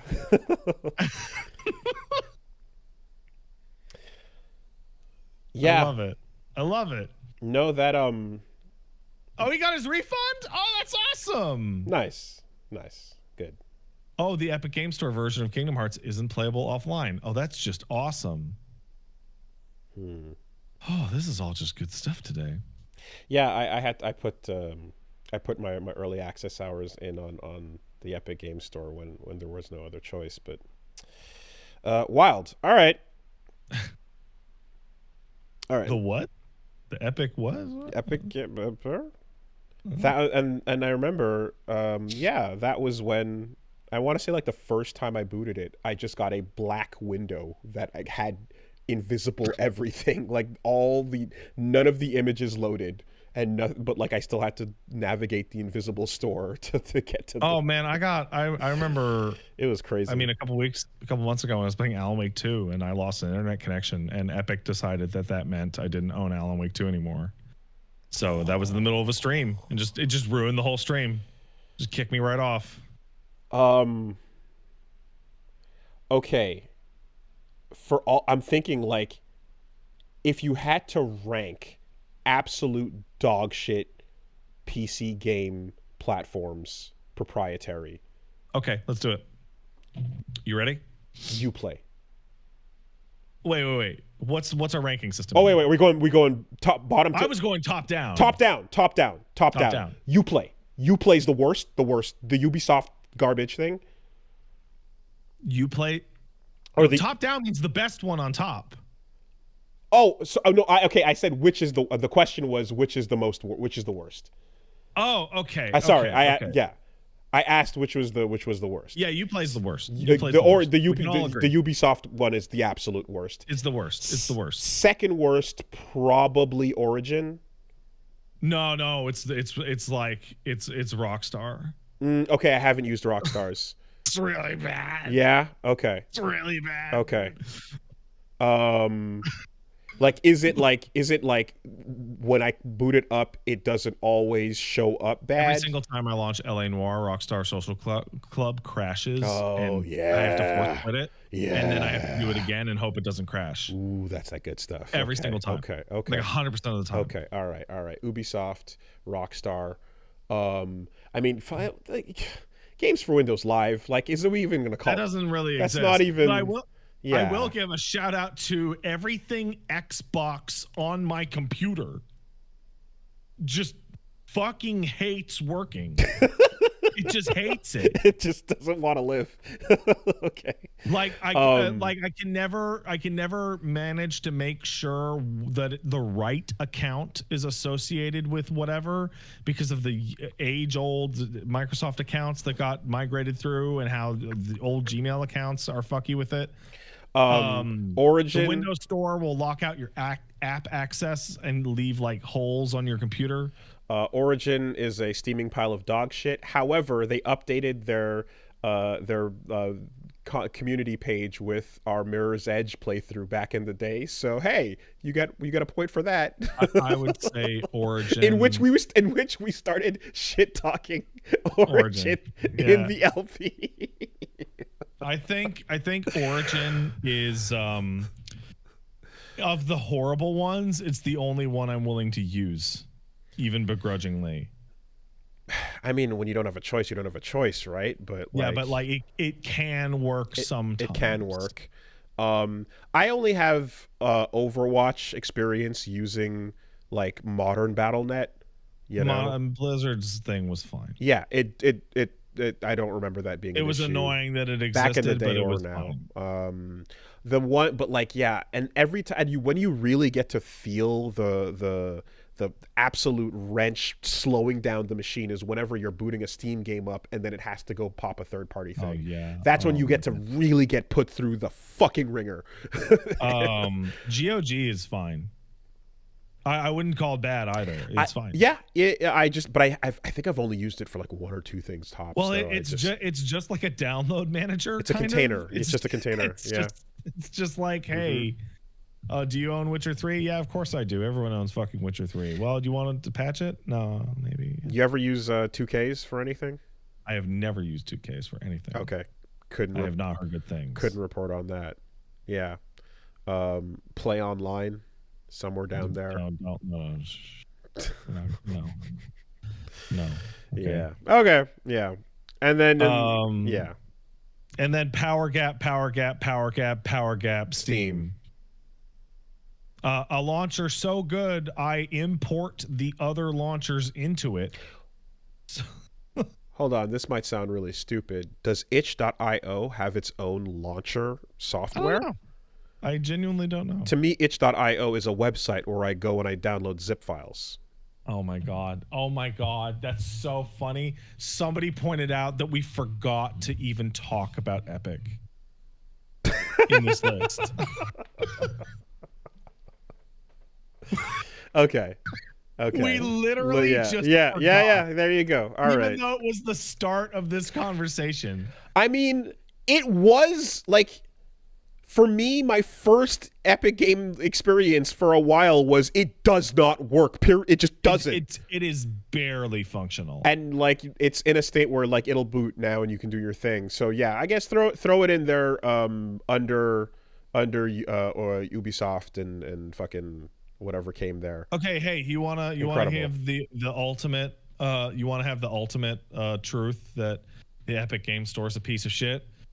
On the rare times that I do actually play a game on the Epic Game Store because somebody sends me a code as usual, the only way I can get controller support for this wireless PlayStation 5 controller to work on the Epic Game Store is to run it as its own application through Steam. Oh my god.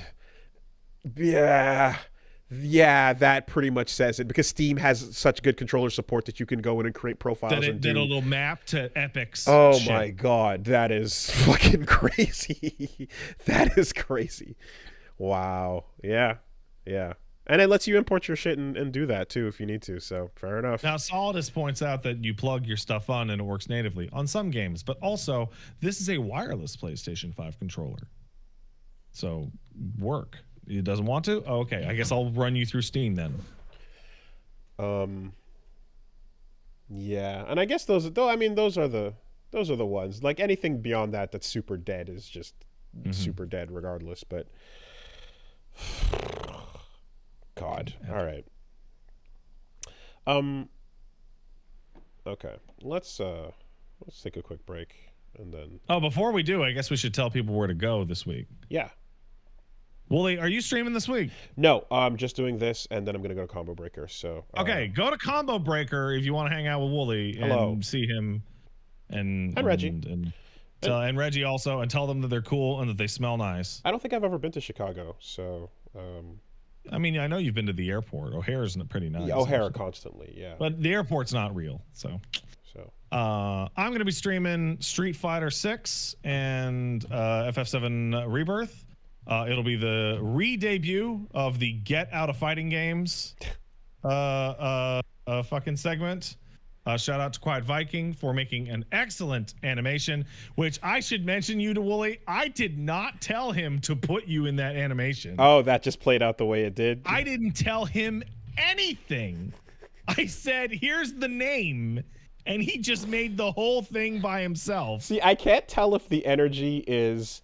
I'm inviting you in earnestly and then it just goes bad down the hallway, I'm setting you up my at the interpretation is so I think Quiet Viking understood my heart in this, in that Get Out of fighting games is actively sabotaging Get into fighting games.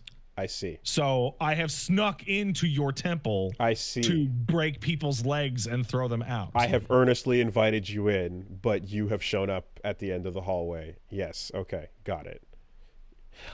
I did go to Frosty Faustings, and that is in Chicago. That's true. I have. All right. Okay. All right. There you go. Go see that at twitch.tv/PatStaresAt. Akuma's out this week. That'll probably be good. And now let's take a quick break. All right, BRB.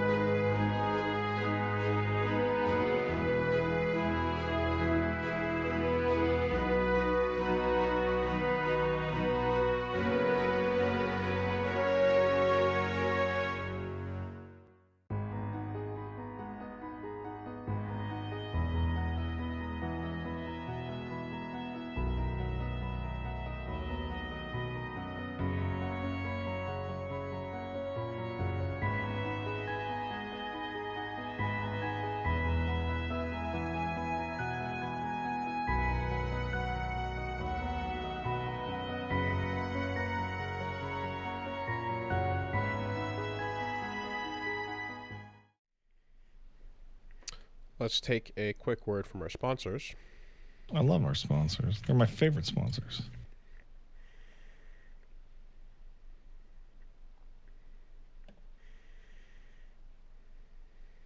This week, the podcast is sponsored by ExpressVPN. Do not get caught going to the bathroom and not closing the door. That is.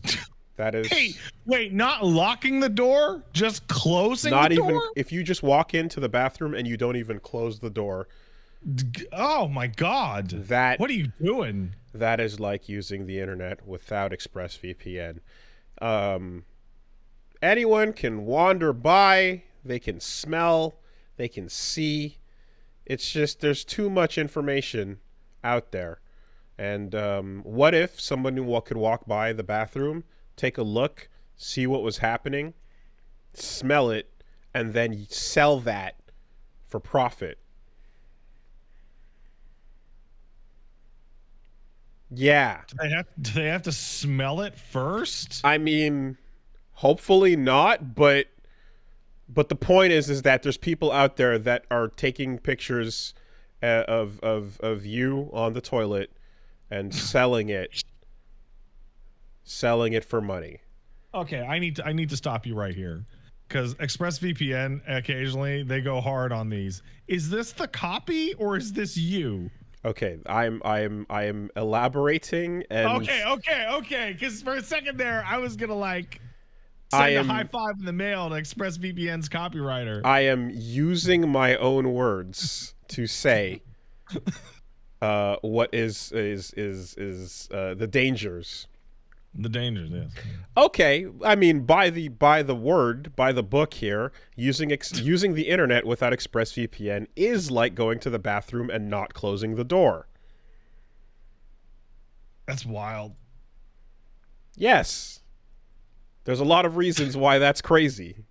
And then that's wild. That's no preparation for your safety at all. It's terrible, right? And then I infer that data that can be sold is you being seen, and everything they find out about you going to your ISP. So they sell your information to ad companies, and that stuff is bad. So in addition to that, of course, they know, and they have every single piece of your online activity logged. So you want to get yourself a secure encrypted tunnel between your device and the internet, and you can get as well the added benefit of being able to change location.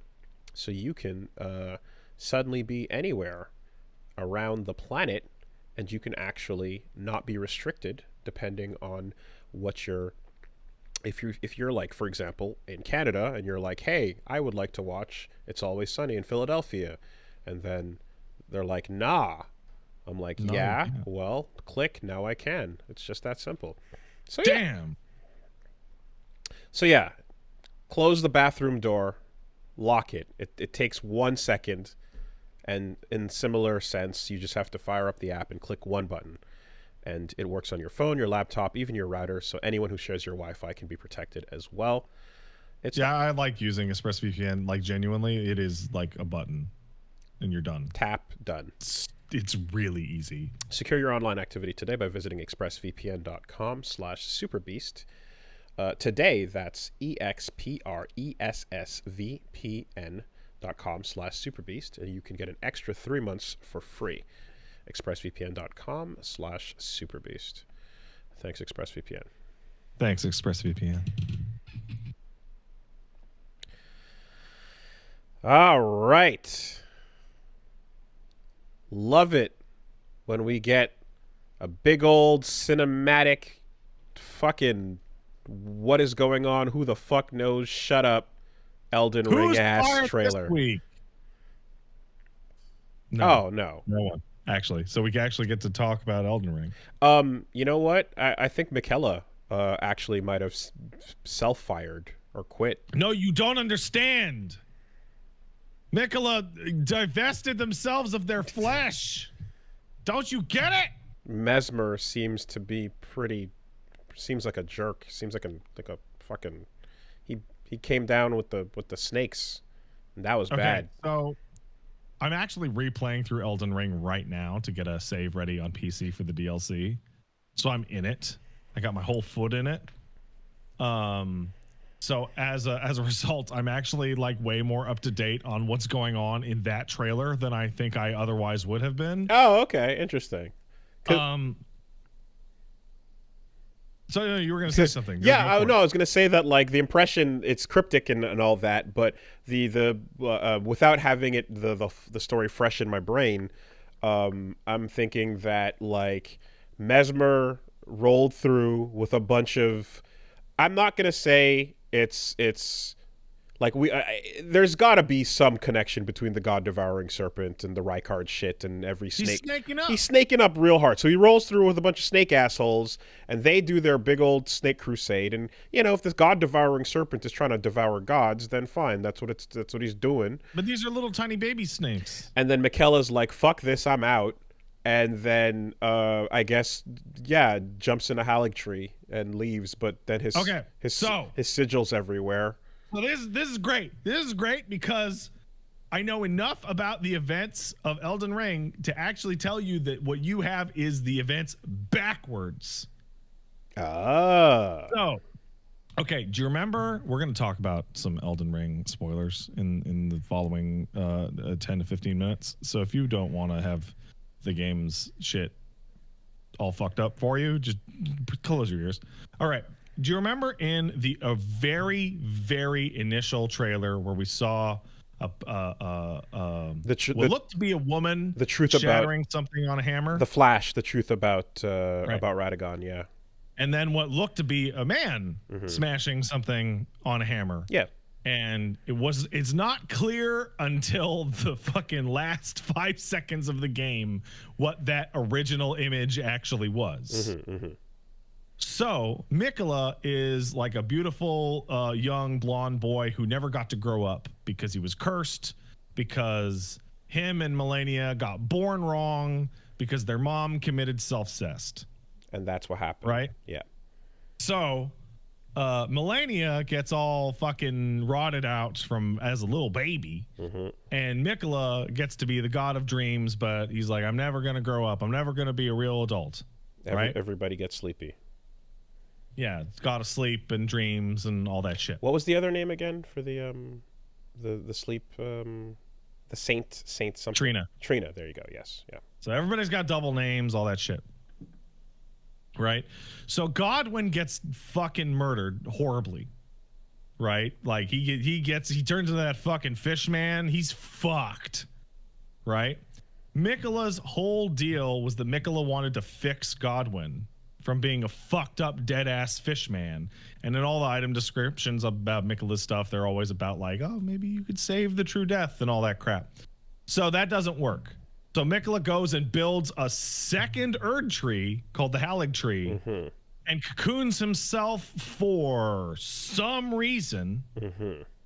And then Moog is a creepy incest freakazoid and steals the cocoon. And then you see Miquella's gross arm come out. Hanging out of the egg, yeah. And then that's the entrance to the DLC. For sure. So the Land of Shadow, which is probably going to fill in that whole middle part of the sea, is supposedly the spot that Marika showed up before all of the shit in the game, back when she was a normal person. Oh, so the whole stepping foot into the lands between, that was the origin point. Okay. Yeah. And in the fancy CG trailer, you see a blonde figure grabbing some gold out of a gigantic flesh monstrosity and holding it up. Yeah, the lines. I don't think that's Miquella. I think that's Marika. I think that is the creation of the Golden Order. It actually looks like the sigil being made. Towards the end. Made out of like thread. Exactly. Yeah. And then the actual the Miquella hold your circle up gesture is like the missing part of the rune that all the other siblings make up the full thing. So this is where the remainder of it falls apart. But one of the things, you remember Ronnie was like, I want to get rid of this flesh because this flesh ties me to the two fingers. Yeah, exactly. So she did all that. So Mikola divests himself of his flesh. So that cocoon freakazoid, he doesn't even live in that anymore. He's just a spirit because he's a dream god. So we're still going to run into little baby Mikola that's normal. But he can be elsewhere. He can be anything at this point. Like, she jumped into a doll, so who knows? And the other thing is that Mikola, all of the backstory was that Mikola hated and wanted to ward off the influence of what's called the outer gods, which is the bleed god, the poison god, the rot god, like all the deities that are associated with the freak ass status effects in the game that certain people worship. They're all weird space beings, like interacting with the fucking story. Love that space shit. Yeah. Okay, now I guess that then leaves a billion questions, but one is, so the actual big old tree that you fight Millennia in that has the fucking face in it on the bark. Yeah. What is that? That's probably a big old giant cocoon so he can go to Dream World. That happens to be in a different location. Yeah, because the Erdtree is a new tree. Yes, and it's like it's the sequel to the Erdtree. And you see a different tree in the actual trailer where it's like, oh, that's a full-on thing. Actually, so the new tree in the Shadow Realm is actually two trees entwined around each other. Right. So if that's the Erdtree, and like at the time when playing the original game, not seeing that image, we're like, oh, is this tree with his face in it the Erdtree? And it's like, well, now we know it's not. So then this is some other tree that she's chilling in front of. That being said, I don't know what the hell Mesmer's deal is. He just seems like a jerk. Yeah, and like seems like a jerk flame, right? Asshole. And like and I'm sure it's like he either hates the fuck out of Rykard or thinks Rykard was the coolest shit, right? Yeah. It'll be one or the other. What's interesting is that so one of the things that was interesting about Dark Souls is that it was so obsessed with the imagery of flame. Like every single fucking thing in Dark Souls had some kind of flame analog, right? And so you ran it. You remember Priscilla, the dragon lady that hung out in the Painted World? Yes. So she was cool, right? But she was thrown in there because she was like the most dangerous thing, the anathema to all life, kind of nonsense, but it was not clear. Zuli put out a video recently that broke down how what's probably what the deal with that is that she has elemental affinity to ice, which in a world defined by flame is the anathema to all life. That's pretty cool if that's intentional. Right. That's pretty, yeah. And in Elden Ring, flame is like disgusting. Like flame is like gross, like because it's what kills the tree. Right? Right, and then the giant's flame had to go. Chaos, like fingers. There's the flame of like flame is madness. Yeah. Etc. Trees hate it. And now you get to like even Rykard's flame attacks are actually all lava attacks. And now we have a demigod that is part of the what do you call it, the fucking hierarchy, the pantheon, the family tree. But he's a flame god. Like he's actually flame, which is like the last thing any of them would ever have. So bad for tree. Like even you remember Godric the freak that was grafting things on top of him? Yeah. Like his most unnatural act is to graft the fucking a being that can project flame into his body. By them putting the dragon on, right? Yeah. Okay, right. Okay, flame is always a cursed, horrible, how dare you, fucking disgusting. Yeah. Also, people point out there's also blood flame, which is from Moog and all his stuff, but that's from an outer deity. That hates the greater will. But his blood does light up on fire as well too. Yeah. Okay. I guess then, and the other thing is like Mesmer is not just all snaked up, but he's also distinctly a redhead. Yeah. So which means he's got to be Ronnie of the blood, or Ronnie's brother, right? Like one of those. Yeah, and the whole deal with Rykard at the time was like, he sacrificed himself to find his. He tried to get eaten so that he would find his own immortality route via snake and power. he wants to burn down the tree himself. Right, but everyone that followed him fucking hated that. Right, as soon as he did it, it said everyone hated that, and so like he never quite got it going because no one was down with that shit. Well, also his plan was also everybody who's really cool, I'm gonna eat and become a bigger snake. So, if that mesmer stuff is not future but like past tense flashback,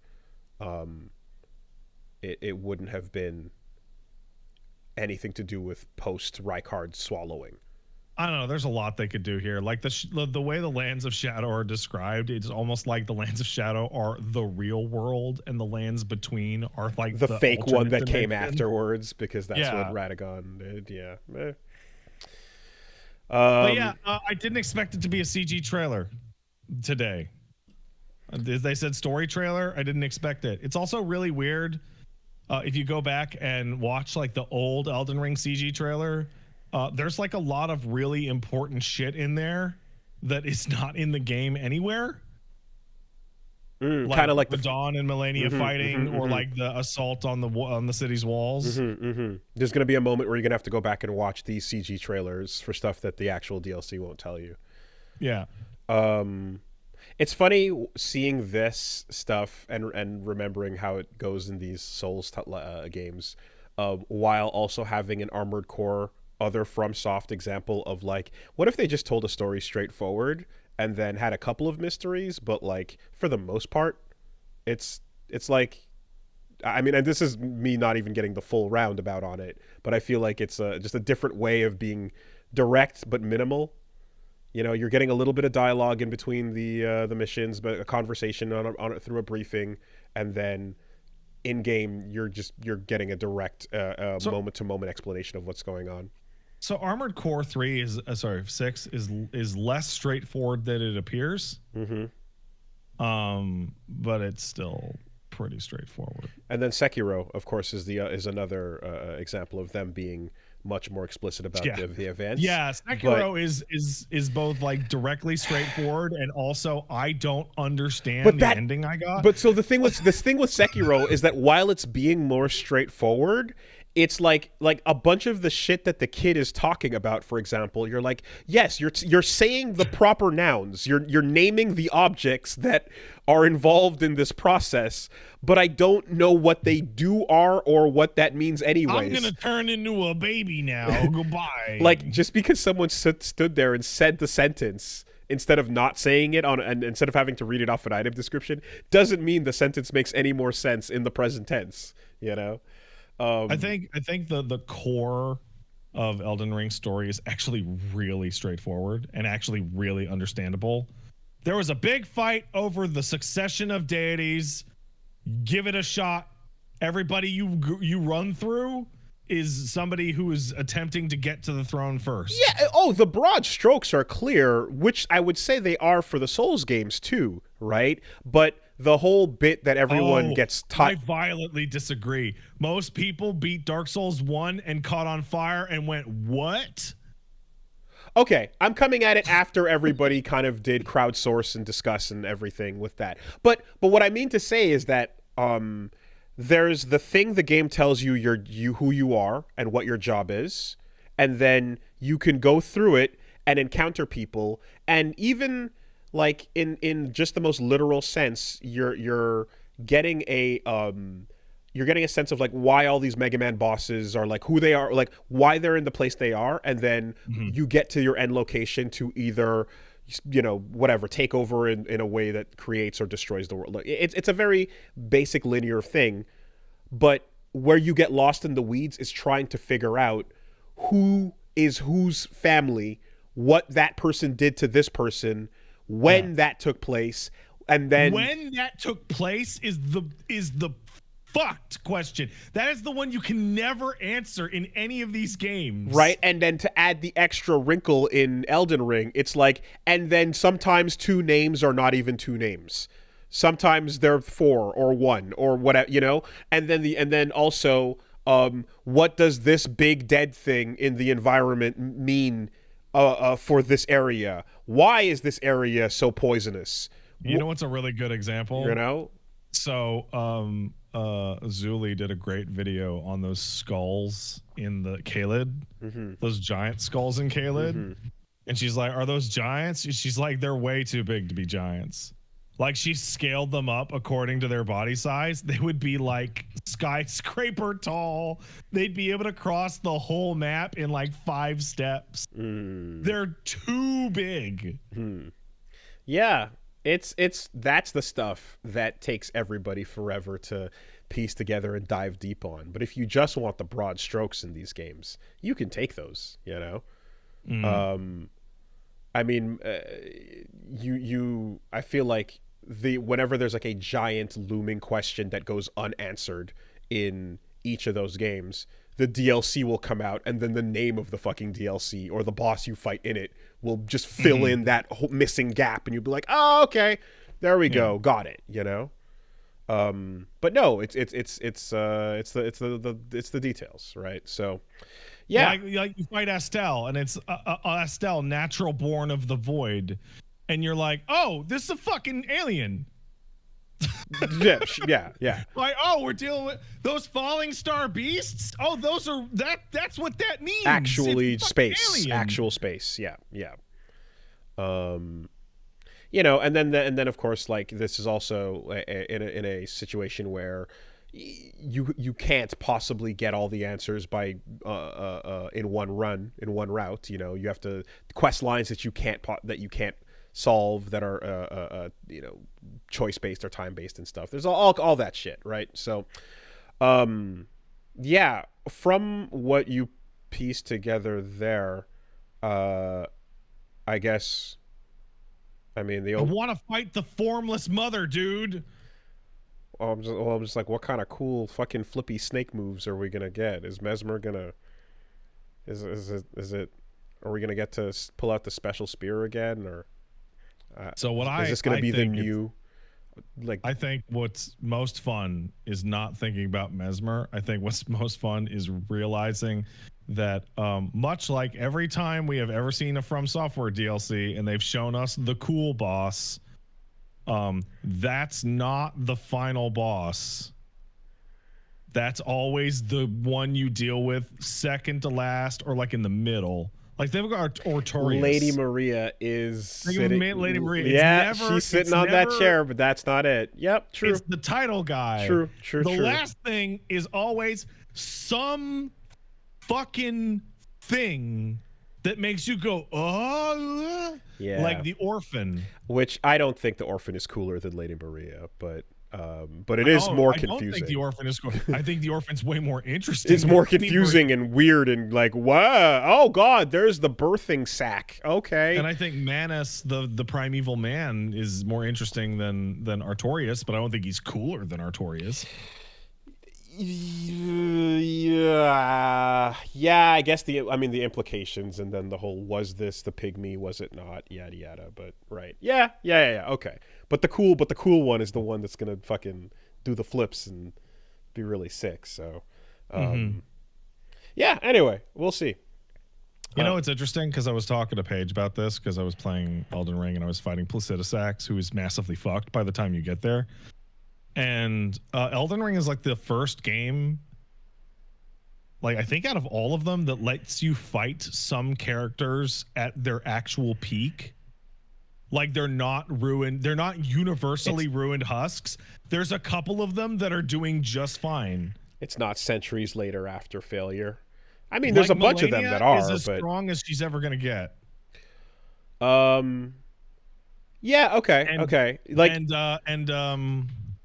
like, what's his name? Godwin's all fucked up, but like, Radon is. Radon's fucked. He's not himself anymore. Rykard is not himself anymore. Doing great. Moog is peak. Moog's in peak form. Yeah, Moog's doing great. Yeah. Hoaraloo oh man, he's ripped. And I mean, there is the ghost of well, before Hoaraloo, the other name when you fight him in the Godfrey in the throne room. Like, it's a flashback, but Yeah, it depends. Some of them are in peak form, some of them are not. Yeah. But usually you're fighting like decrepit elderly of the prior age. Back in my day. If I could just like if I could just like just a version of this DLC that ends where you beat fucking Mesmer and you walk up to the final room and you push through and you see a life bar and the music swells and it just says ulcerated tree spirit. Oh, man. I fought 2 this morning. And I'm cleaning up the heroes' graves to get all the death root, and I fought 2 this morning.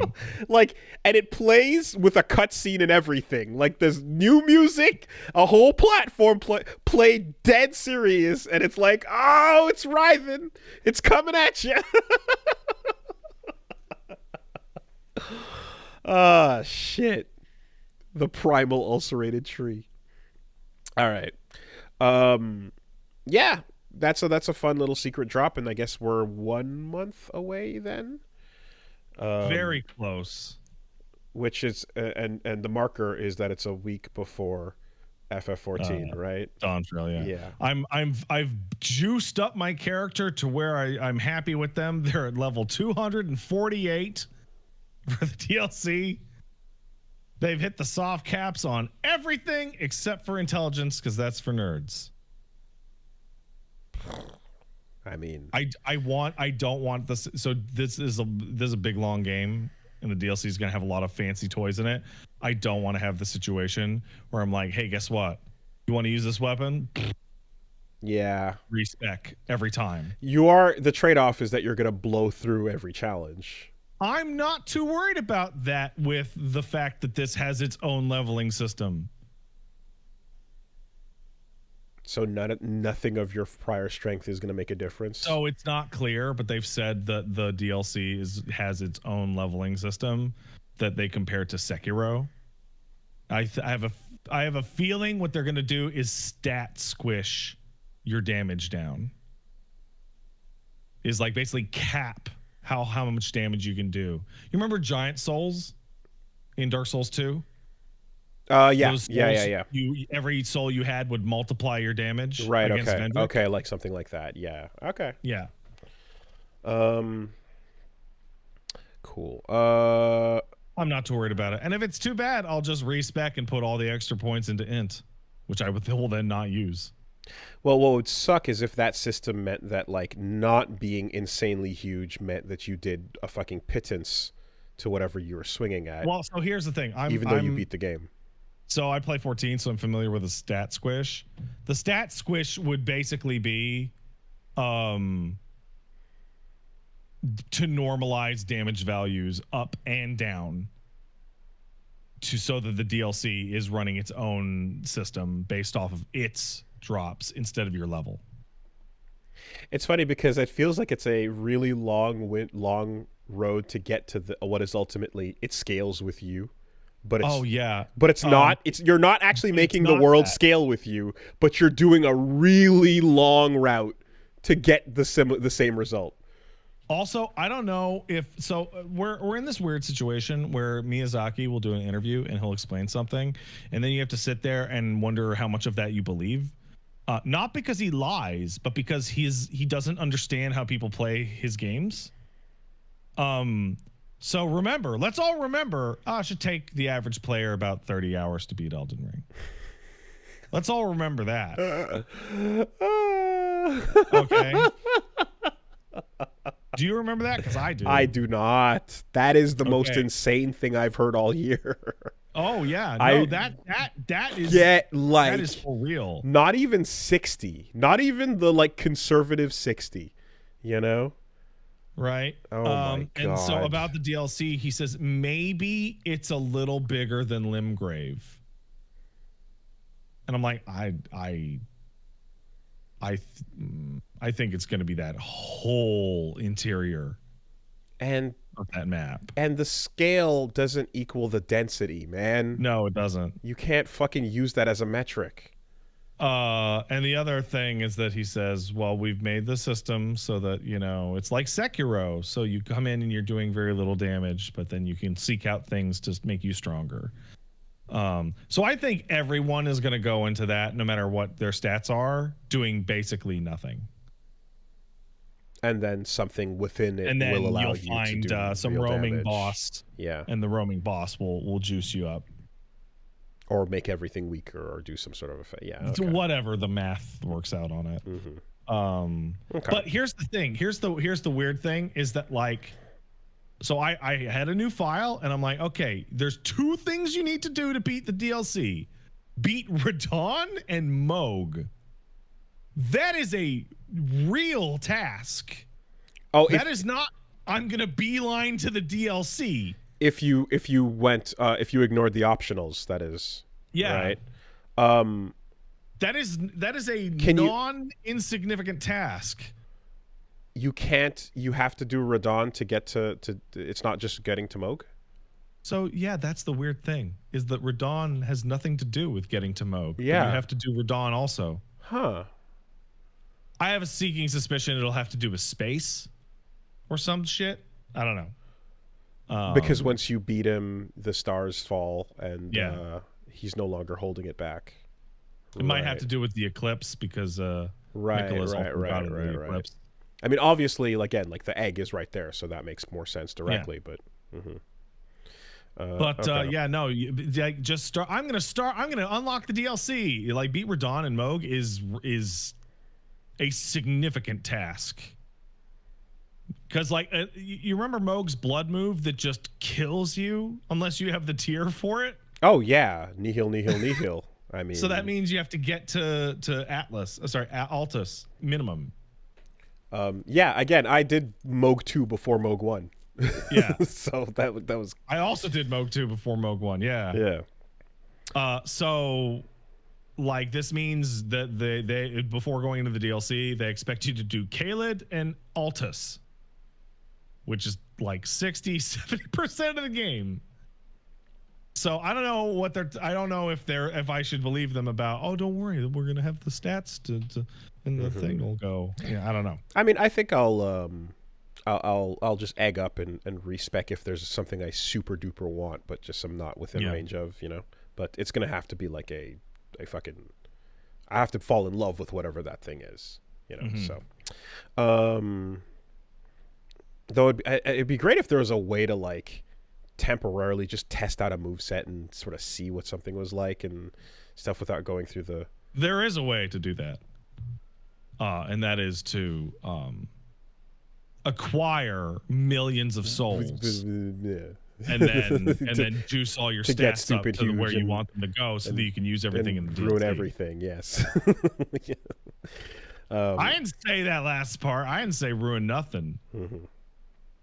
Hey, would you believe it that even at level 248, the amount of damage that enemies do is so high that it doesn't even matter?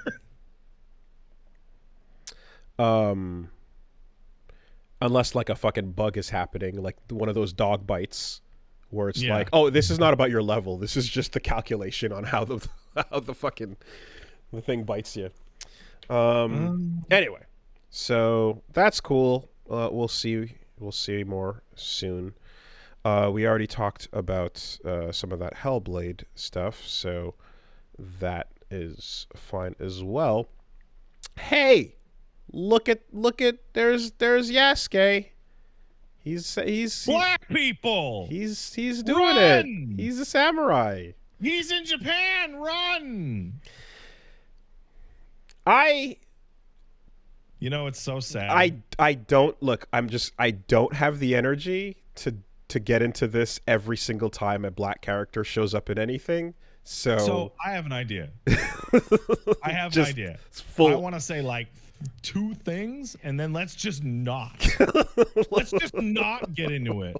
What about that, huh? It's exhausting. Yes. Go. When I saw Yasuke, I'm like, oh, it's Yasuke. Oh, that's cool. Me and Wooly talk about Yasuke all the time. And then I went, it's gonna be this again. And then I clicked on the button that sent me, and I went, oh, it's happening again. And then I went, oh, it's gonna keep happening all the goddamn way up until release, isn't it? It's going to happen anytime a black character exists in anything and perhaps is playable. It's just And, it's forever now. That's where we live. All I can say is that I think about 2 tweets that I saw, one of which was a picture of William in Neo. Yep. Going, I don't remember anybody making a fuss about this.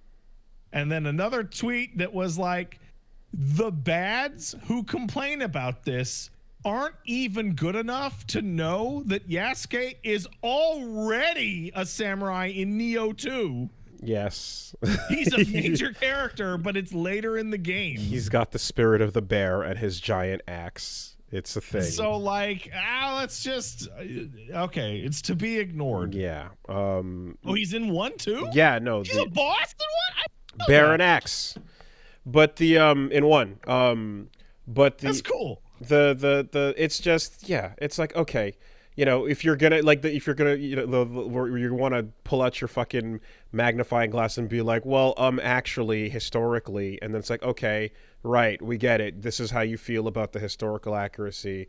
And then over here in fucking Eiyuden Chronicles, is it, where we're just fictional world of magic and bullshit, it's still a problem. Okay, we get it, right, it's just seeing anything, got it, cool. Just like, why arguing about whether or not Yasuke is blah blah blah is so boring. What's way more interesting to me is to talk about the guys making Assassin's Creed saying nothing interesting has ever happened in Japan, going, oh, but we found a non-Japanese main character, yeah.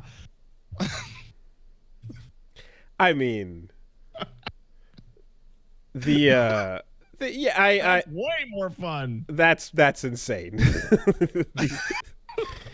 What I'm curious about is, I guess, as we'll see here, is how much of the Nobunaga recap is this going to be versus a bunch, because Nobunaga, like, guess what? Yasuke Sengoku, Nobunaga. we're doing it, of course, but then does that just kind of give way to like, and then the Templars were behind Mitsuhide, you know? And Nobunaga was an assassin and Hideyoshi was a Templar.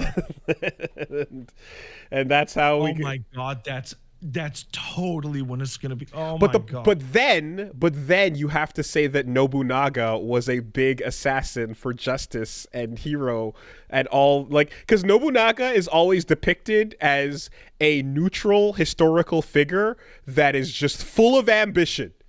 Because he loves ambition. You can go like, wow, look at this dude who united and brought all these people and murdered everyone forever, everybody, all of them.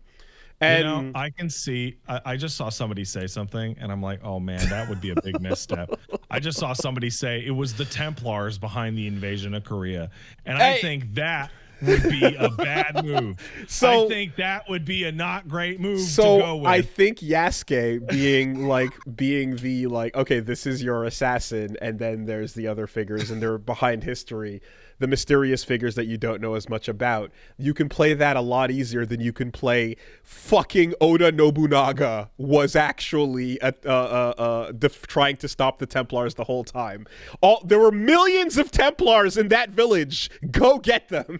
Oh man, I know. Like, I mean, they could flip it. There is a 100% chance that Oda Nobunaga is going to stand up in front of a crowd of people and hold up some fucking ancient Isu piece of technology and do a big magic. Right. Do one big fucking magic and be a magic man. Again, and Mitsuhide with the piece of Eden walking into the burning fucking room. And, it's like, oh, did he actually commit seppuku? Well, no, there was a sick-ass assassin fight that played out beforehand, and then it went down differently.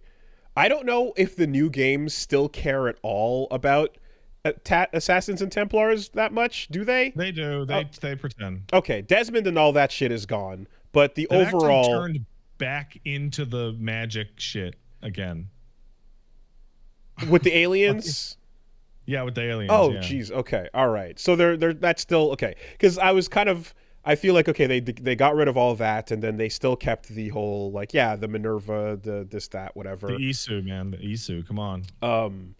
But get it together. But this many entries in, it could have easily just been there are vaguely two teams fighting against each other, and that's it. But I think there's something really funny about complaining about the woke infiltration of Ubisoft because they have a black guy and a Japanese lady when the Assassin's Creed games are canonically in-universe video games made by the in-universe Ubisoft. Right. Like the actual company. Like you could even write that the Templars have gotten woke pilled and shit, and like you remember in one of them you read like these articles about how like we can't put cars in the Animus because people disassociate when they get into cars. And and but also girl bones are hard, right? Yeah. So you know, but I look forward to bumping into a little child named Tokugawa on the street, and him being like, "Oh, one day I'm gonna be the best," and we're like, "Yeah, sure thing, kid." You know what's really like sad is that Assassin's Creed wanted to go for this game spanning like big major plot that was interesting at the beginning, and like I can't think of anything in this game that could be anything as interesting as the just like historical fiction that is Ghost of Tsushima that has no game external fantasy elements of any kind, and it's just like a period game that took place around a very specific point in history. I mean, like so the whole thing is I've been very just like down and out on Assassin's Creed. We talked about this every time it came out, including the one from 6 months ago. Mirage? Yeah. From, I don't know. From literally a couple months back. Do you know how sad it is? Matt and I used to be like obsessed with those games. We used to play them to 100% completion. Dude. Every time it came out, Machinima video was I was all in on fucking before Ezio, on Altair, into Ezio. I was super on board, man. Just chopped it. I was so in. No, the for American sure. Revolution and Desmond dies. Who gives a shit? You know, I was like again, and I was the again still the person that was like, okay, but the American Revolution setting and Connor, let's see what you're doing here. What's going? Oh, the boats. There's boats in it. The boats are fun. Good. The boats are fun. Good. And then Black Flag. Whoa, boats. Yeah. So all this to say that like. Yay, you're doing it. It's something that we've been waiting for forever, and here it is now. You now have the pleasure of competing with contemporary samurai games, Sekiro, fucking Tsushima, fucking Rise of the Ronin. Like, you have to make samurai play that is going to be as compelling, or at least hold a candle to these last few that have been excellent.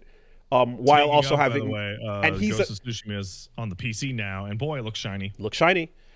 And you have two characters. So you have the assassin girl who's going to do the assassinating, but he's going to be just samurai man, right? Yeah, he's going to be the fighter. Yeah. So like that comparison has never been more direct to his gameplay style and like whether or not this combat can hold up at all. I've been informed of some historical data on Assassin's Creed's storyline that's of note to bring up here.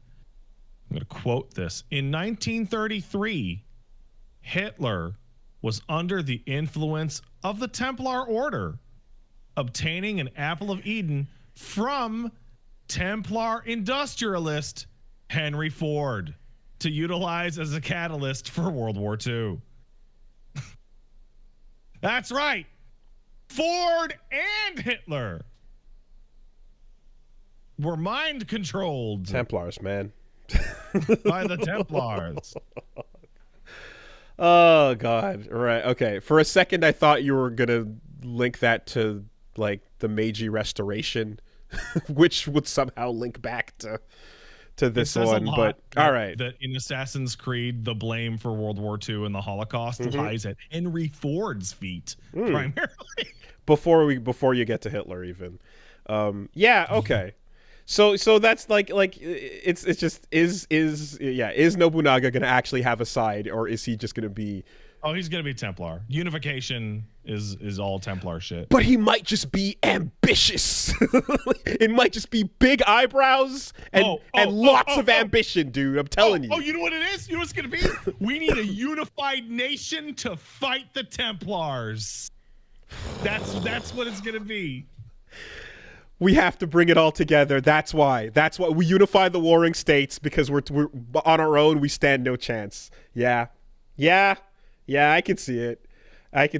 And then, almost on the way through, when he's almost there, he gets betrayed because a side switch. Anyways, I'm the one thing I'm curious about is, given. So did you touched Odyssey, and did you touch Valhalla? I played a shocking amount of Odyssey and didn't get anywhere. Okay, you know what? Let's pull it up. Origins, 41.4 hours. Odyssey, 38.7 hours. And Valhalla? No, I don't have Valhalla on this. I have it on PlayStation. But that was about 30 hours. Okay. All of them have the same problem. They're so bloated. They're so fucking bloated. Given the updates to, and this is the improved formula from the old one that got tired out, right? Origin was the redo of that. The turning point, yeah. What is the combat system gonna be like compared to the fucking awesome recent samurai games that we've had? Oh, well, Origins had decent combat, and Odyssey had worse combat, and Valhalla had worse combat than that. So I don't know.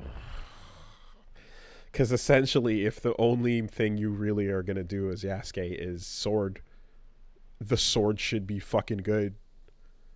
Yeah, okay, that's a bummer. So only Origin was the one that was the only time it was good. The best one. It's the best one. Okay, and we couldn't really speak to Mirage. And all of those are like half as good as Ghost of Tsushima.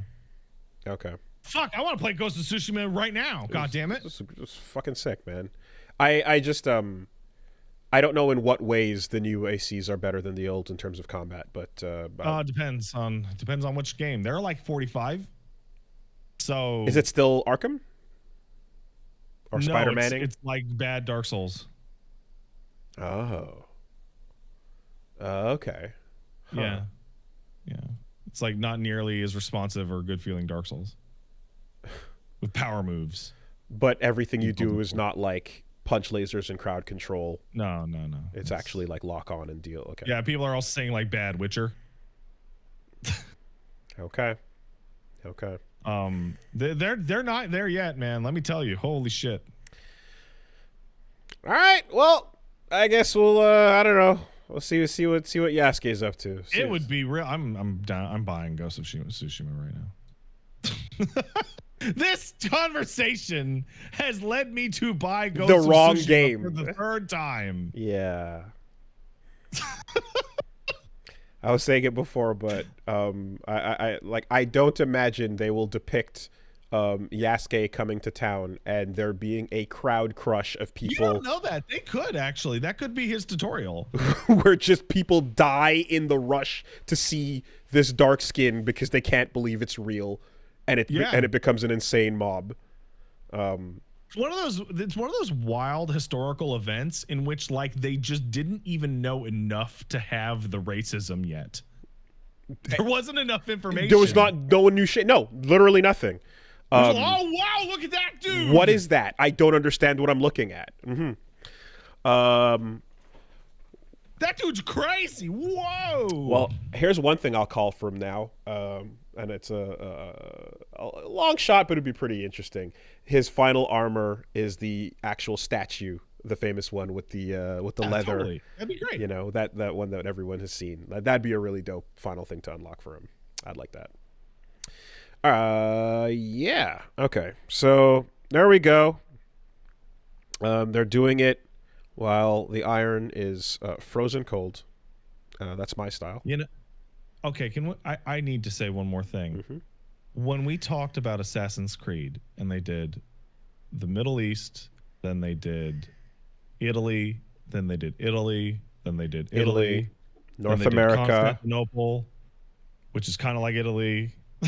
and Ottoman Empire, and then North America, and then the Caribbean, and then France, then after Unity, and England, and then I think, yeah. Oh wait, no, it was also another. We missed the fucking. There's the plantation one, and then there was the other PSP or Vita one. Yeah. London, right? And then Rogue was Canada, but nobody played that one, which sucks because of the Arctic. Rogue, yes. Greece, Egypt, and they did Egypt when it was kind of Greek. Like during that period, they did modern ancient Egypt when it was kind of Greek. China and Russia in the side-scrolling. That doesn't count, shithead. And then the whole time. Since like 2005, people are going like, can we get Asia, please? Can we get one Asia? And they're like, no. And we went through a list of reasons. The first reason is that buildings in feudal or medieval Asia are not tall enough on average to support the parkour. And then they did a game in the fucking revolutionary Americas. Also, I was just describing flying over Japan in Rise of the Ronin, grappling hooking onto pagoda tops. Like, the fuck are we talking about? Right. And on. And it's like they had literally 20 years to make a game in China or Japan or Philippines or Korea. I was screaming as loud as possible for the back in when they, but they did the 2D ones. Waited until after a game they can't compete with came out. And one might argue it's because they couldn't reuse enough assets at the time. I don't believe that. I genuinely believe it was the staff over there who, whenever they were asked, they're like, we don't think there's anything interesting enough in Asian history. I don't believe that. I just believe the amount of work to overhaul to make it. I'm gonna find these quotes. Oh, I'm sure they said them. I just don't believe the words that are said. Is that, if anything. We're choosing to believe separate elements here. I don't believe the cover story. You don't believe the covered one. When I typed in Assassin's Creed can't be Japan, I have so many results from every smattering of years. And again, and then the 2D one was also like, okay, we're finally doing it. But also, it's not good, and nobody's gonna fucking look twice in this direction. They did Russia in the comic, which then made it seem like a really cool idea to do Russia in the games as well, because you're looking at the fucking the style of the architecture and running along that and how cool that would be. And yeah, same thing. They threw it off to the side scroller 2D ones. It's just one of those things where you start the Ubisoft and it says we're made by a collection of faiths and beliefs and geographies, and then every single game in the entire franchise is, what if we went to Western Europe or one of Western Europe's colonies? Yeah, it's the nothing interesting happened in Japan is to me is as believable as girl bones are hard to animate. So they're hard. You got to get those vagina bones just right, or else people get mad at you. It's a lot of work. Trust me, I've rigged before. All right. So, we talked about Kingdom Hearts a little bit as well. I was sitting there watching the trailer with Paige, and she looks at me and she says, "Oh my God, Kingdom Hearts really is the friends we made along the way." And I'm like, Yeah, Paige. That's the theme of every single game. The whole And she goes, what do you mean? And I go, that's literally the theme of every single game. And she went, whatever, that shit's stupid. I mean, I don't know shit all about Kingdom Hearts, and I swear to God, I feel like the final attack must be Sora and the ghosts of all his friends saying kind words to him, powering up his Keyblade. Every single one. To cut down the big bad. Yeah. Right? Yeah. What the fuck else would it be? Congrats. You don't need to play it anymore. I've never seen anything. I just made that up, but of course that's how it ends. What are we talking about? Anyway, they're now on PC for the first time ever. You can get HD 1.5, 2.5 Remix, 2.8 Final Chapter Prologue, and 3 plus Remind. You didn't say 0.2 of Fragmentary Passage, but it's in there. On June 13th. How are these going to get sold? What are they selling for on the Epic Store? Let's go find that out, huh? It's not a pack? No, they're all separate. No, yeah, you can make more money. They're in bundles. You can make more money breaking it up. Yeah. They're in bundles. It's because the bundles are in a weird mix. So Kingdom Hearts 1.5 plus 2.5 is one game. Okay, the one collection, the 2 collection, the 3 collection, is that? No, it's 1 and 2 and all their spinoffs. Then HD, oh my God, HD 2.8 Final Chapter Prologue is a separate thing. That is an $80 game and includes Kingdom Hearts Dream Drop Distance, back cover movie, and O2 Birth by Sleep, a Fragmentary Passage for $80. Can you just... That one is a fucking ripoff, by the way. Can you give me one?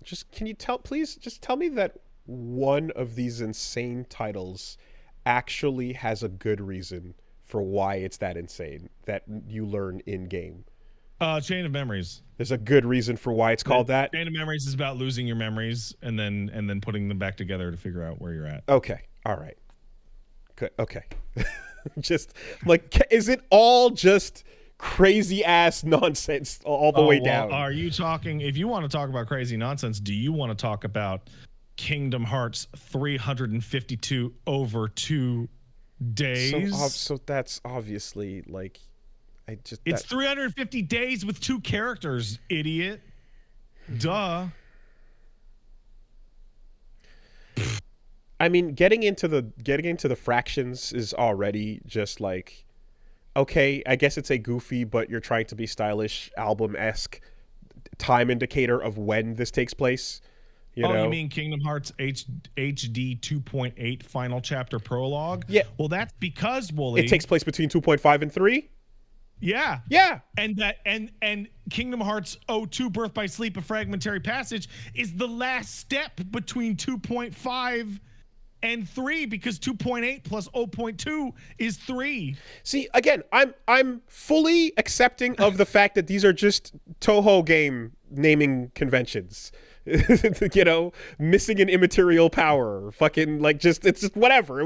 Words, throw them out there. Who cares?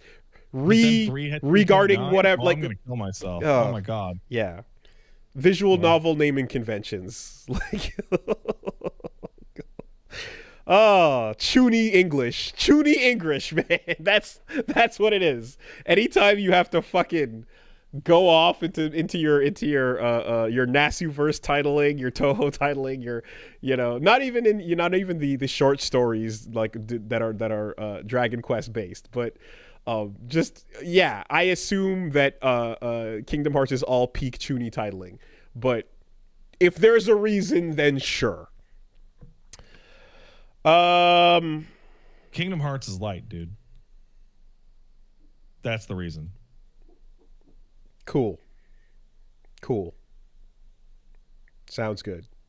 And yes, no, don't sit there and think for a second I'm going to stand here and try to explain to you what a Chrono Phantasma is or a sharp reload. So get the fuck out of here. It's all the same page. I think it's really dire that it took me a second to even know what game you were referencing there. Blaze Blue? That's the one. Okay. I played those games. You played Calamity Trigger. You didn't play Chrono Phantasma? Chrono Phantasma or Central Fiction. I didn't play Central Fiction. Did you C? It's got a C. Let's see.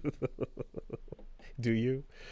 Anyways, all right. So we talk about we don't have a layoff story, but acquisitions always going down. Just before we started today. Acquisitions, you mean the prequel to every layoff story?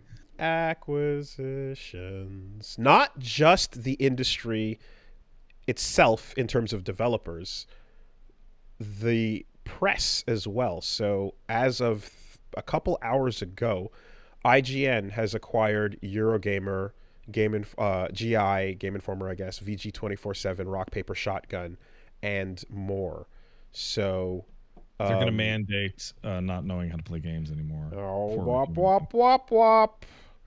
Yeah, all the gamesindustry.biz, Dicebreaker, Outside Xbox Digital Foundry, Nintendo Life, Push Square, Pure Xbox Time Extension, pretty much all the game news websites that you currently might check every now and then, minus I guess like Silicon Era or Gematsu and stuff like that.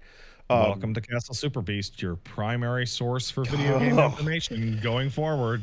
Go under IGN, and IGN goes under Ziff Davis, and that also includes How Long to Beat.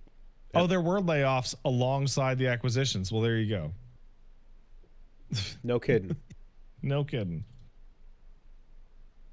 Oh, well, as a result of the acquisition, some redundancies have been made across the UK-based organization. There you go. Yeah. All right. Yeah. The funny part about that is I'm reading this story off of GameIndustry.biz. Yeah, that's pretty funny. Hey, shout out to and all the support for the incoming Twitch streams from these people. I wish you all the best of luck. It may feel like we are all technically in direct competition, but all boats rise with the tide, and I hope you all find your feet and land on your feet and do well. Survive 2024. Don't watch them though. Watch me. That being said, X out on those windows and click over here. Yeah. Yeah. Best of luck. I won't. I'll feel bad about pushing you over. So but I'll do it. So while that's your take on it, I do not want to even remotely compare ourselves to news and reporting for the industry, because that's not the way this.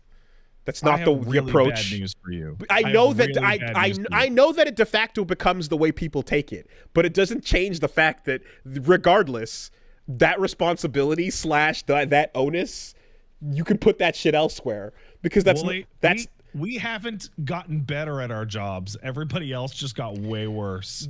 Stupid fucking farty, stupid, dumb dick bullshit while covering like anything of note that has to do with what's going on in a given week that may or may not include other stories that may be important or might not be important. Like, there are things that come up that are sometimes like, yeah, there's something that might have happened that is not on that list, or there might be something that is like not in our purview, right? We talk about a lot of shit that is like from Japan. We talk about a lot of shit that is from the Western studios and games that we care about and indies that we follow. There's a whole plethora of shit about sports, about first-person shooters, about genres that we just don't follow, pay attention to, esports, etc. That it's like, that's not this. This is not Wooly, that.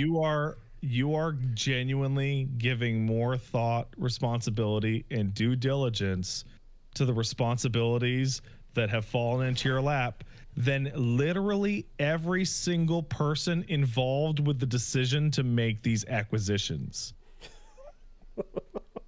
You don't have to be perfect and you don't have to be unbiased. We definitely wear our biases on our sleeve, and that's fine. You do your best and you do a good job. That doesn't mean you have to cover everything. But with the fact that everything kind of sucks and we might suck a little bit less, that's just kind of how it fell down. I just don't even want to be in the room while you're putting us in the folder. You know, you're putting us in the room, and I'm like, we're not in the room.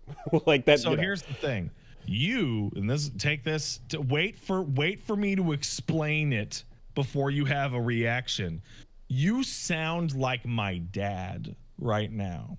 Because when my dad worked at a General Electric factory, he got put up for the union rep despite never putting his name in for the union rep.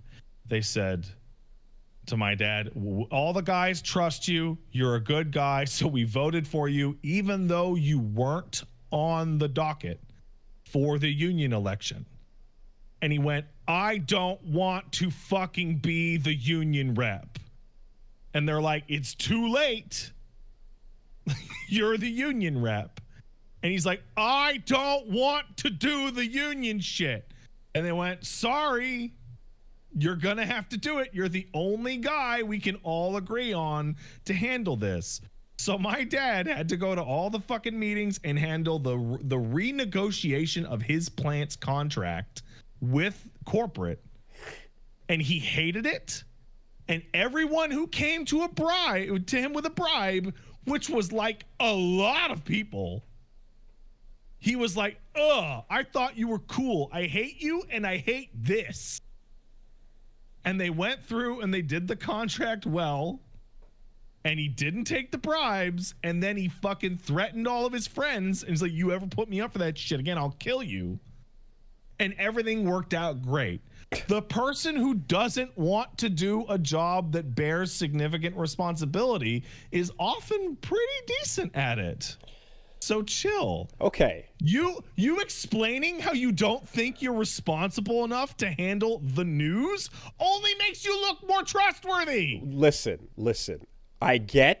Okay, first of all, that's hilarious. That's wild, and shout outs to your dad. That's fucking if you're just a fan of a thing and you're talking about it as a fan, and then people listen, and then that becomes something, then like I can see how one way or another you can become that. It's almost like Jon Stewart talking about shit and making gag jokes about it, but then suddenly it's like, sorry, this is how people are getting their news, John. And he's like, oh no, that's not what I intended or whatever. There is that element of it that I am aware of. I just know that like if I ever am to like think of myself or call what we do that, I'm like, there is a super high bar for doing this properly that I don't even remotely approach or think about in anything I do, nor do I think of that as a path for what I was trying to do. So I will never hold myself to that standard, and if anyone else does, my reply will be a giant, loud, wet fart. So it reminds me, I don't know where I picked this up. I saw somebody talk about this recently, and I can't remember where. But you're familiar with the idiom, anything worth doing is worth doing well? Sure.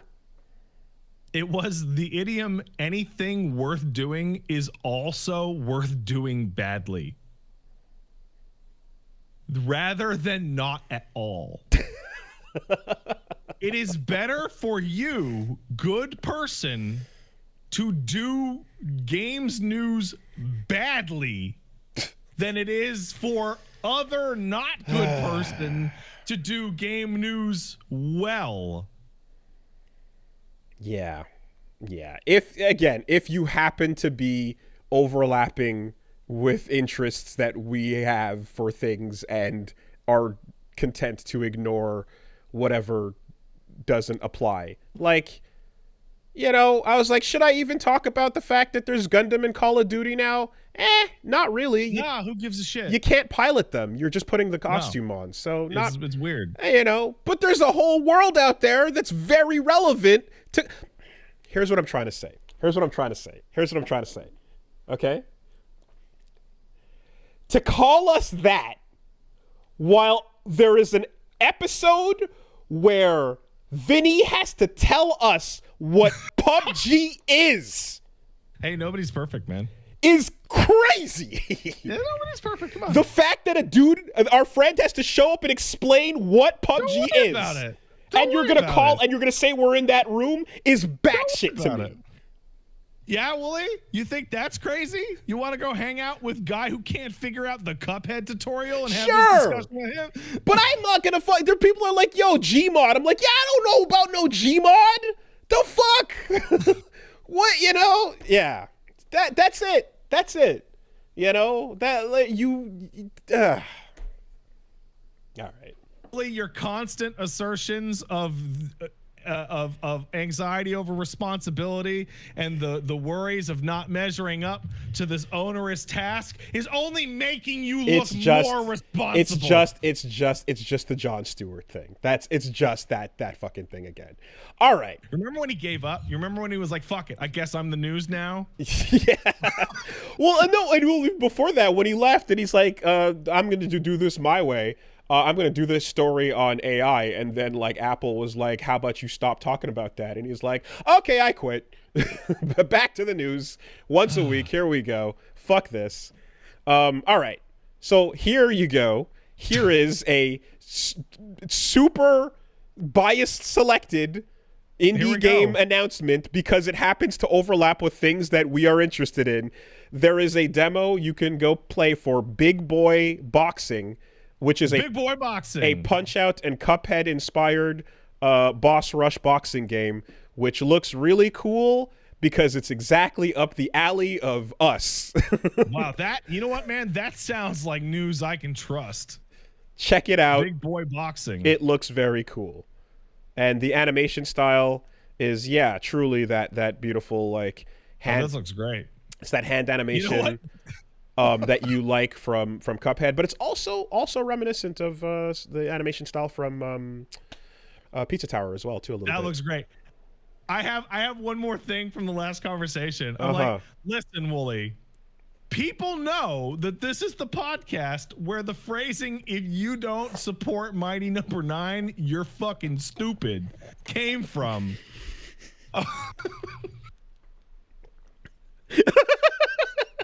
Right? Nobody's perfect. But nobody's perfect. Yes, but like that expectation, I guess it's just, the expectation is also the same place that comes to, oh God, another fucking fighting game talk thing where it's like, I'm not your news source. I'm not your newspaper. I'm talking about the shit I care about. That's it. I don't think. So here's the fun thing, because that thought comes from that place of I'm opening my newspaper and this week the newspaper is nothing but fighting games. Phooey. Like here's the, we can compare this because you are a tall. You're a tall, like you dress well. You're a stylish, cool-looking black guy. Right? Well.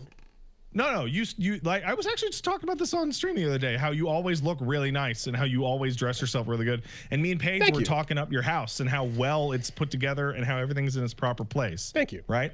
But you don't get the feeling that's unique to tiny white me when I explain to people, I do a podcast, and they look at me with that fucking look of another white guy trying to tell me about his fucking podcast. And Paige always comes in with the assist to go, quote, no, it's a real podcast. Right. Okay. Yes. It's a real podcast. A Murder of Crows, a podcast of white guys. Bro, I look exactly like a pandemic podcast white guy. And I have to spend like 10 minutes being like, no, I make a money. I make a money on the pot. Why Italian? That was not perfect. I'm a YouTuber too. Oh. Okay. Yes. But just that, That's it. That's what it is every time. So fucking whatever. Fucking. I swear, like, just going up to a microphone, accepting some sort of industry journalism award for truth in reporting, and just farting as loud as possible, and hey, guess what, Wooly? And just talking about frame data. I bet you, and bet you, if you looked at all the video game podcasts, we have one of the highest percentages of layoff coverages of all of them. So, okay. We have tried to cover it every single time we've seen it. So one thing I will say de facto is when it comes to unionization stories, that is 100% the case. And it just turns out that it just goes right on. More layoffs. Here we go. Every week. That turns out to actually does turn out to be the case. Yeah. And I don't know if that's always based on like, well, the company that's putting this out has some feelings that they don't want to say, whatever the reasons are. Yeah, that is a thing that does come out. But people say that Gigaboots also covers it all the time. Good for them. Okay. The only thing you have to lose is your chains. Anyway, it's not. There is no rigorous. Like I'm thinking. Like I think of like I don't know. I'm thinking of like when Gene sits down to write up his review, right? And then the Aaron Sorkin episode that it's taking place within. You know what I mean? What's happening? The writing up and then the sending to the editor and then the scoop that's occurring at the last second and oh my God, we got to get our boots on the ground and go talk to somebody and get the full story. He's the only guy left in the department that got destroyed. I know. I am hyperbolically describing what it means to be a gumshoes game journalist reporter with your microphone and press hat, going to get the big scoop. Here's what it's like over at IGN or GameSpot or whatever. Hey, Games Radar just posted a story. Okay, copy it and say we got it from Games Radar. Get it out. Find a screenshot of Elden Ring. Okay, change the words a little bit. I mean, depending on the website, it might even just be like dump it in a generator, change it up a little bit. Mm-hmm. With what was it? The Scrumbos in World of Warcraft? Scrimblows or whatever the fuck it was. Glupshido. So excited. Yeah. Well, all right. Check that out. Big Boy Boxing looks very cool. Glorbo is coming. Yo, Glorbo is so sick. I love Glorbo. Glorbo rules. Can't wait for Glorbo. And then beyond that, she's Glorbo's my Scrimblow until I Scrunko.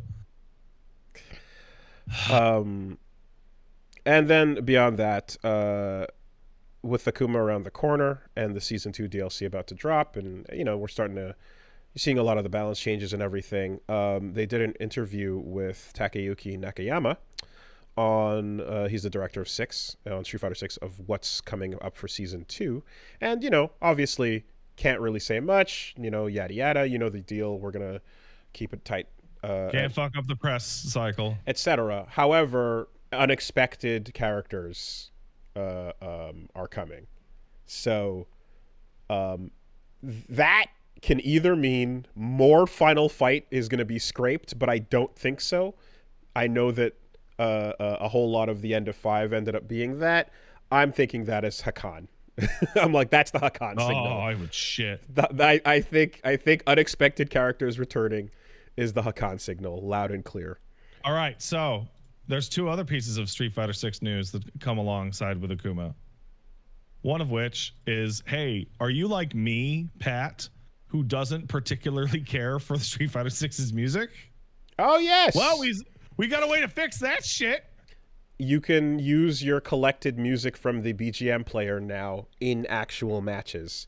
Or just buy it, I think. The phrasing implies that you can just go and buy it. So before you could play all those songs while running around World Tour or the Battle Hub, And yeah, I guess now you can just do it right in match as well. So perfect. And if you go and you unlock a lot of that music, yeah, if you don't buy it, then you can unlock it by just playing modes and doing shit and for the bonus extras in World Tour and arcade mode and shit. So every single character to the Third Strike soundtrack. I'm gonna play that Cammy theme, man. That fucking old Cammy theme is so good. But yeah. Also, sending you this just happened. New versus screen and pieces of art. Oh, whoa, okay. So, challenge screen customization. So yeah, when you go online, you can change your portraits. Yeah, they threw a couple of those in. There was the ones that looked kind of like Gendy inspired a little bit, and then there's the other kind of cartoonish stylized ones. So cool. Yeah, that's dope. I think anytime. Whoa, why does Jamie's look like he's fucking coughing up a bunch of cum? Oh, the liquid, he's pouring it into his mouth. Yes, okay. They should have perhaps colored it a little bit differently there. Yeah. That's on purpose. That's on purpose. It feels as if anytime there's a piece of there's an update or DLC or new stuff that's like for the main roster and not for the World Tour custom shit, like that's actually the thing that people spread and share and talk about, because yeah, it's been asymmetrical. People want more shit they can do with the actual proper mode. So I'm gonna hop into Street Fighter 6 probably tonight when Akuma drops, and I'm probably gonna spend a good deal of money because I never bought a costume. And I definitely want Jamie and oh man, Aki's new costume. People that don't like that are insane. The costume threes are godlike. I love them. They're great. Her Aki's costume with the glasses. Oh my god. She looks really cool. They all look great. They really do. Yeah. The four that didn't get it are great. And I mean, even Ed with the retro one as well. Like, I'm like, yeah, it looks so much better than the same outfit in 5. I think it's because of the body proportions, and I suspect it's because of that. But it looks clean and just like, yeah, proper with the jacket on. The jacket and the sleeves add to it too, right? The coat over it is a level of just like fucking proper formality that was kind of missing from the young commander look. It's great. I'm so glad that Akuma's third costume is Mr. Karate. Yeah, fully. Just fully embraced. That's great. Yeah, and then Rashid is just sporting it up. I think Rashid's is great. I don't know what people don't like about it. I haven't seen a ton of negativity, but yeah, I don't know. Like, I've seen the guy that Rashid is trying to be in real life. He's jogging, and he's too close to the middle of the road. And in most of the cases, even if you're like, if the look is if the default look is off, there's usually a color in there that makes it fucking work, right? Like there's usually a really, really good one. So yeah, no, good shit on those. All right, let's take some letters. Hey, if you want to send in a letter, send it to castlesuperbeastmail@gmail.com. That's castlesuperbeastmail@gmail.com. Make it a good email also. I know some of you tend to want us to throw in bad emails. Oh man, we didn't even talk about multiverses. It's got Jason and Agent Smith in it. And Joker. Joker. I honestly, like, I'm not really.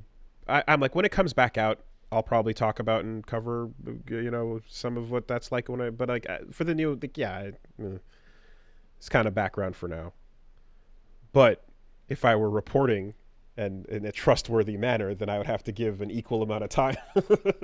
Don't think you even remember how game journalism works, Wooly. Oh no, trust me, I know.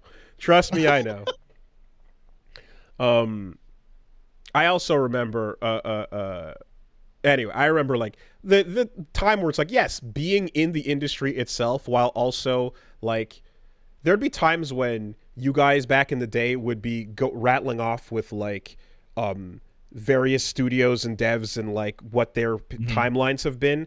And I'm like, I've never played a game from that studio, much less know anything about what they became or where they branched off to have some employees go this way shit. and that way.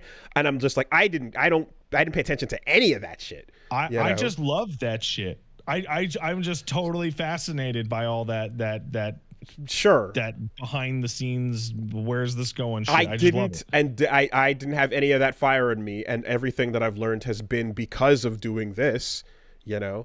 But for the longest while, there'd be like, oh, you'd mention like, yes, you'd say like, you know, I forgot like what, but you'd say the name of a studio in particular, and it'd be like, yeah, I don't have never heard of that studio. Oh no, I've heard of them, but I just don't know what the timeline is because I've never played any of the games from them, for example. And that happened a lot. So, all right. So, anyways, we've got one coming in here from me simply says, not me, but he just wrote me.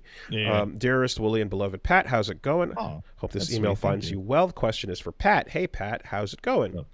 I just started FF14 for the first time on a whim last week, and I'm loving it. Wondering what you would say is the number one do and the number one do not for a new player like myself and any others who might be listening. The number one do is read all your tooltips. Read all of them, and then read them again.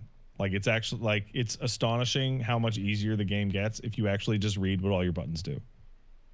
The second thing, the thing to not do, the worst thing anyone could ever possibly do is you're starting now. So Dawn Trail is in literally exactly 1 month. Don't rush it so you can be at Dawn Trail on launch day. Don't. We are talking about 9 years of MMO to burn through in fucking 6 weeks? Don't do that. I have seen people ruin the game for themselves by going, I gotta get to the new stuff right now. Don't. Stop. Play it at the pace that you enjoy. That's it. That's it. That is crazy coming from you. That means a lot because you do that to yourself. I absolutely all do. The time.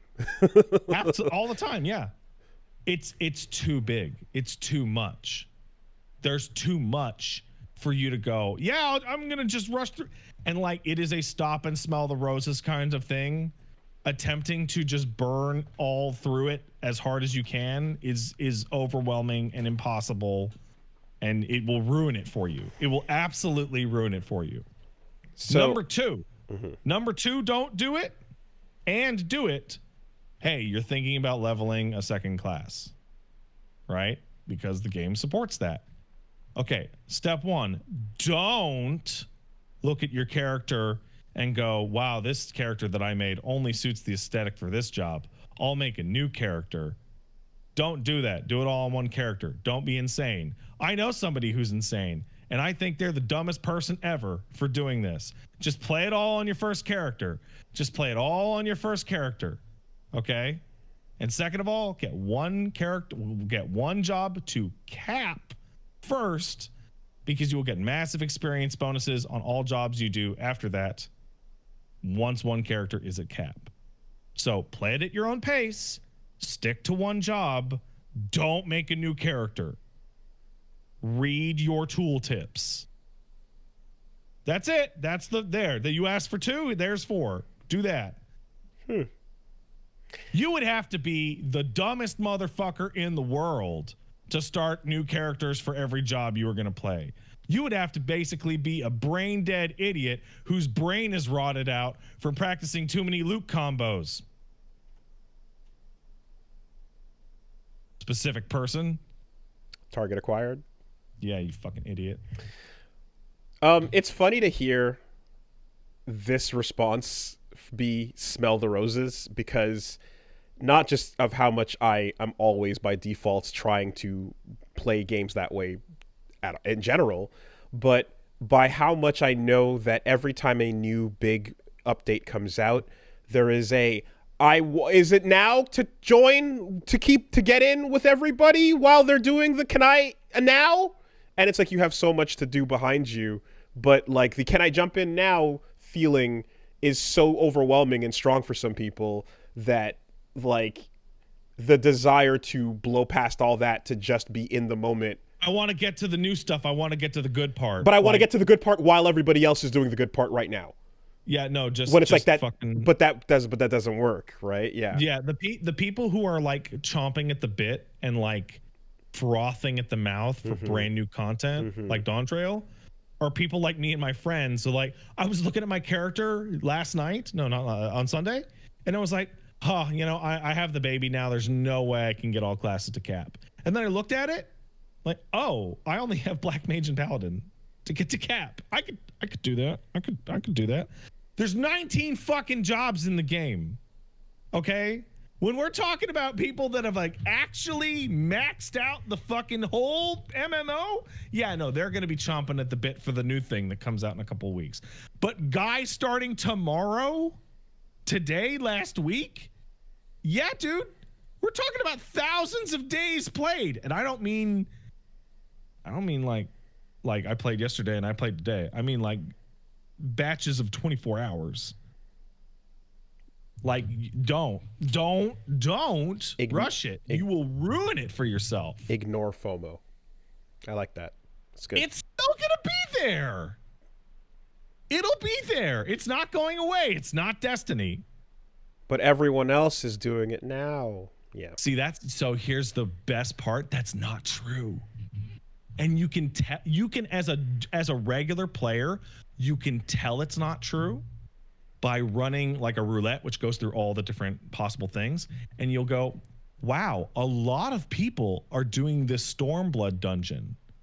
Wow, a lot of people are doing this Shadowbringers trial. And you can see, by doing that, you can see like waves of groups of people coming in on certain dates. Okay. And you go in the math and you go, okay, Dawn Trail trailer was this many months ago. It has taken the average person who saw that and got in X amount of weeks to get to the middle of Stormblood. And here they are. Only wrinkle I ask is there time-limited crossover events that cannot be enjoyed if you don't get to them right now? Not right now, they're not. But are there times when it's like you got to get to, you know... Rarely. Okay. All of those quests are built for like level 15 characters. So like I've been playing for 2 days. Yeah. Okay. Low shit. The quests that exist, the crossover shit that exists, like the Monster Hunter one, which is like at the end of one of the expansions, that's forever. That is forever. Great. Okay. Go down. And let's take one here. No name given. Hello, Deputy Director Wolves and Special Agent Pat. I was recently replaying Red Dead 2 and came across a drunken father berating his son and threatening to beat him. In the hopes to help the kid and stop the dad from beating him, I came in and beat up the dad. However, when I tried to talk to the kid, the only prompt I had was to ask him where the money was stored.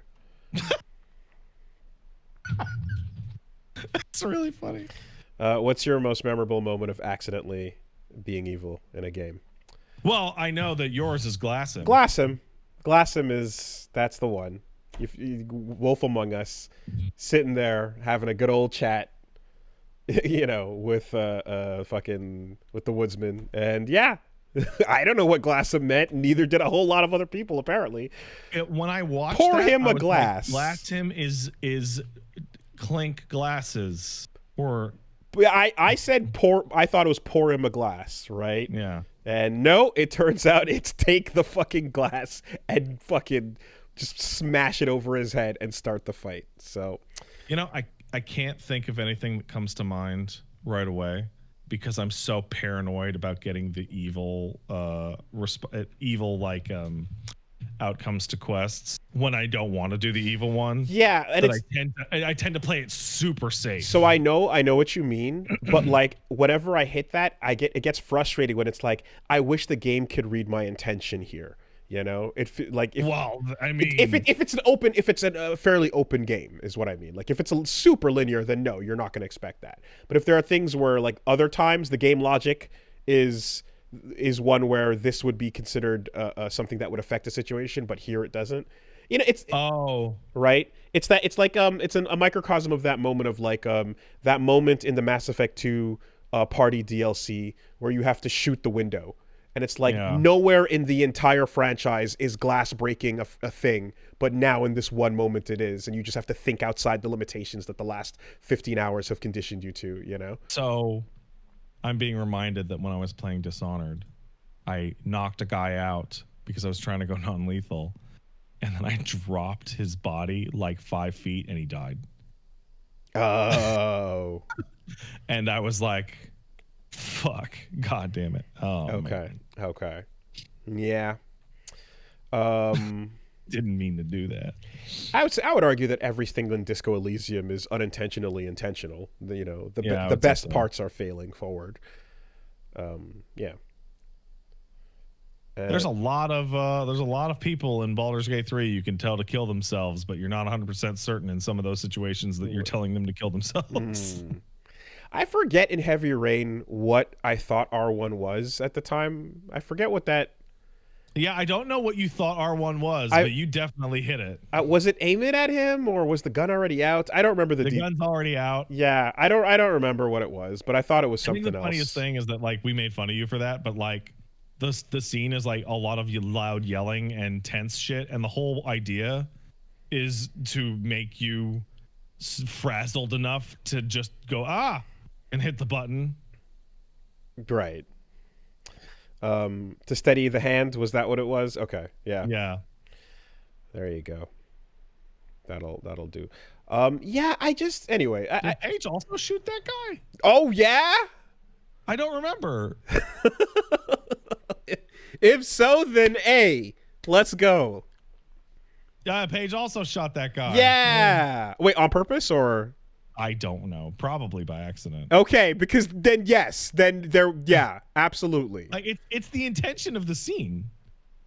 Totally thought other things would happen there. I don't know.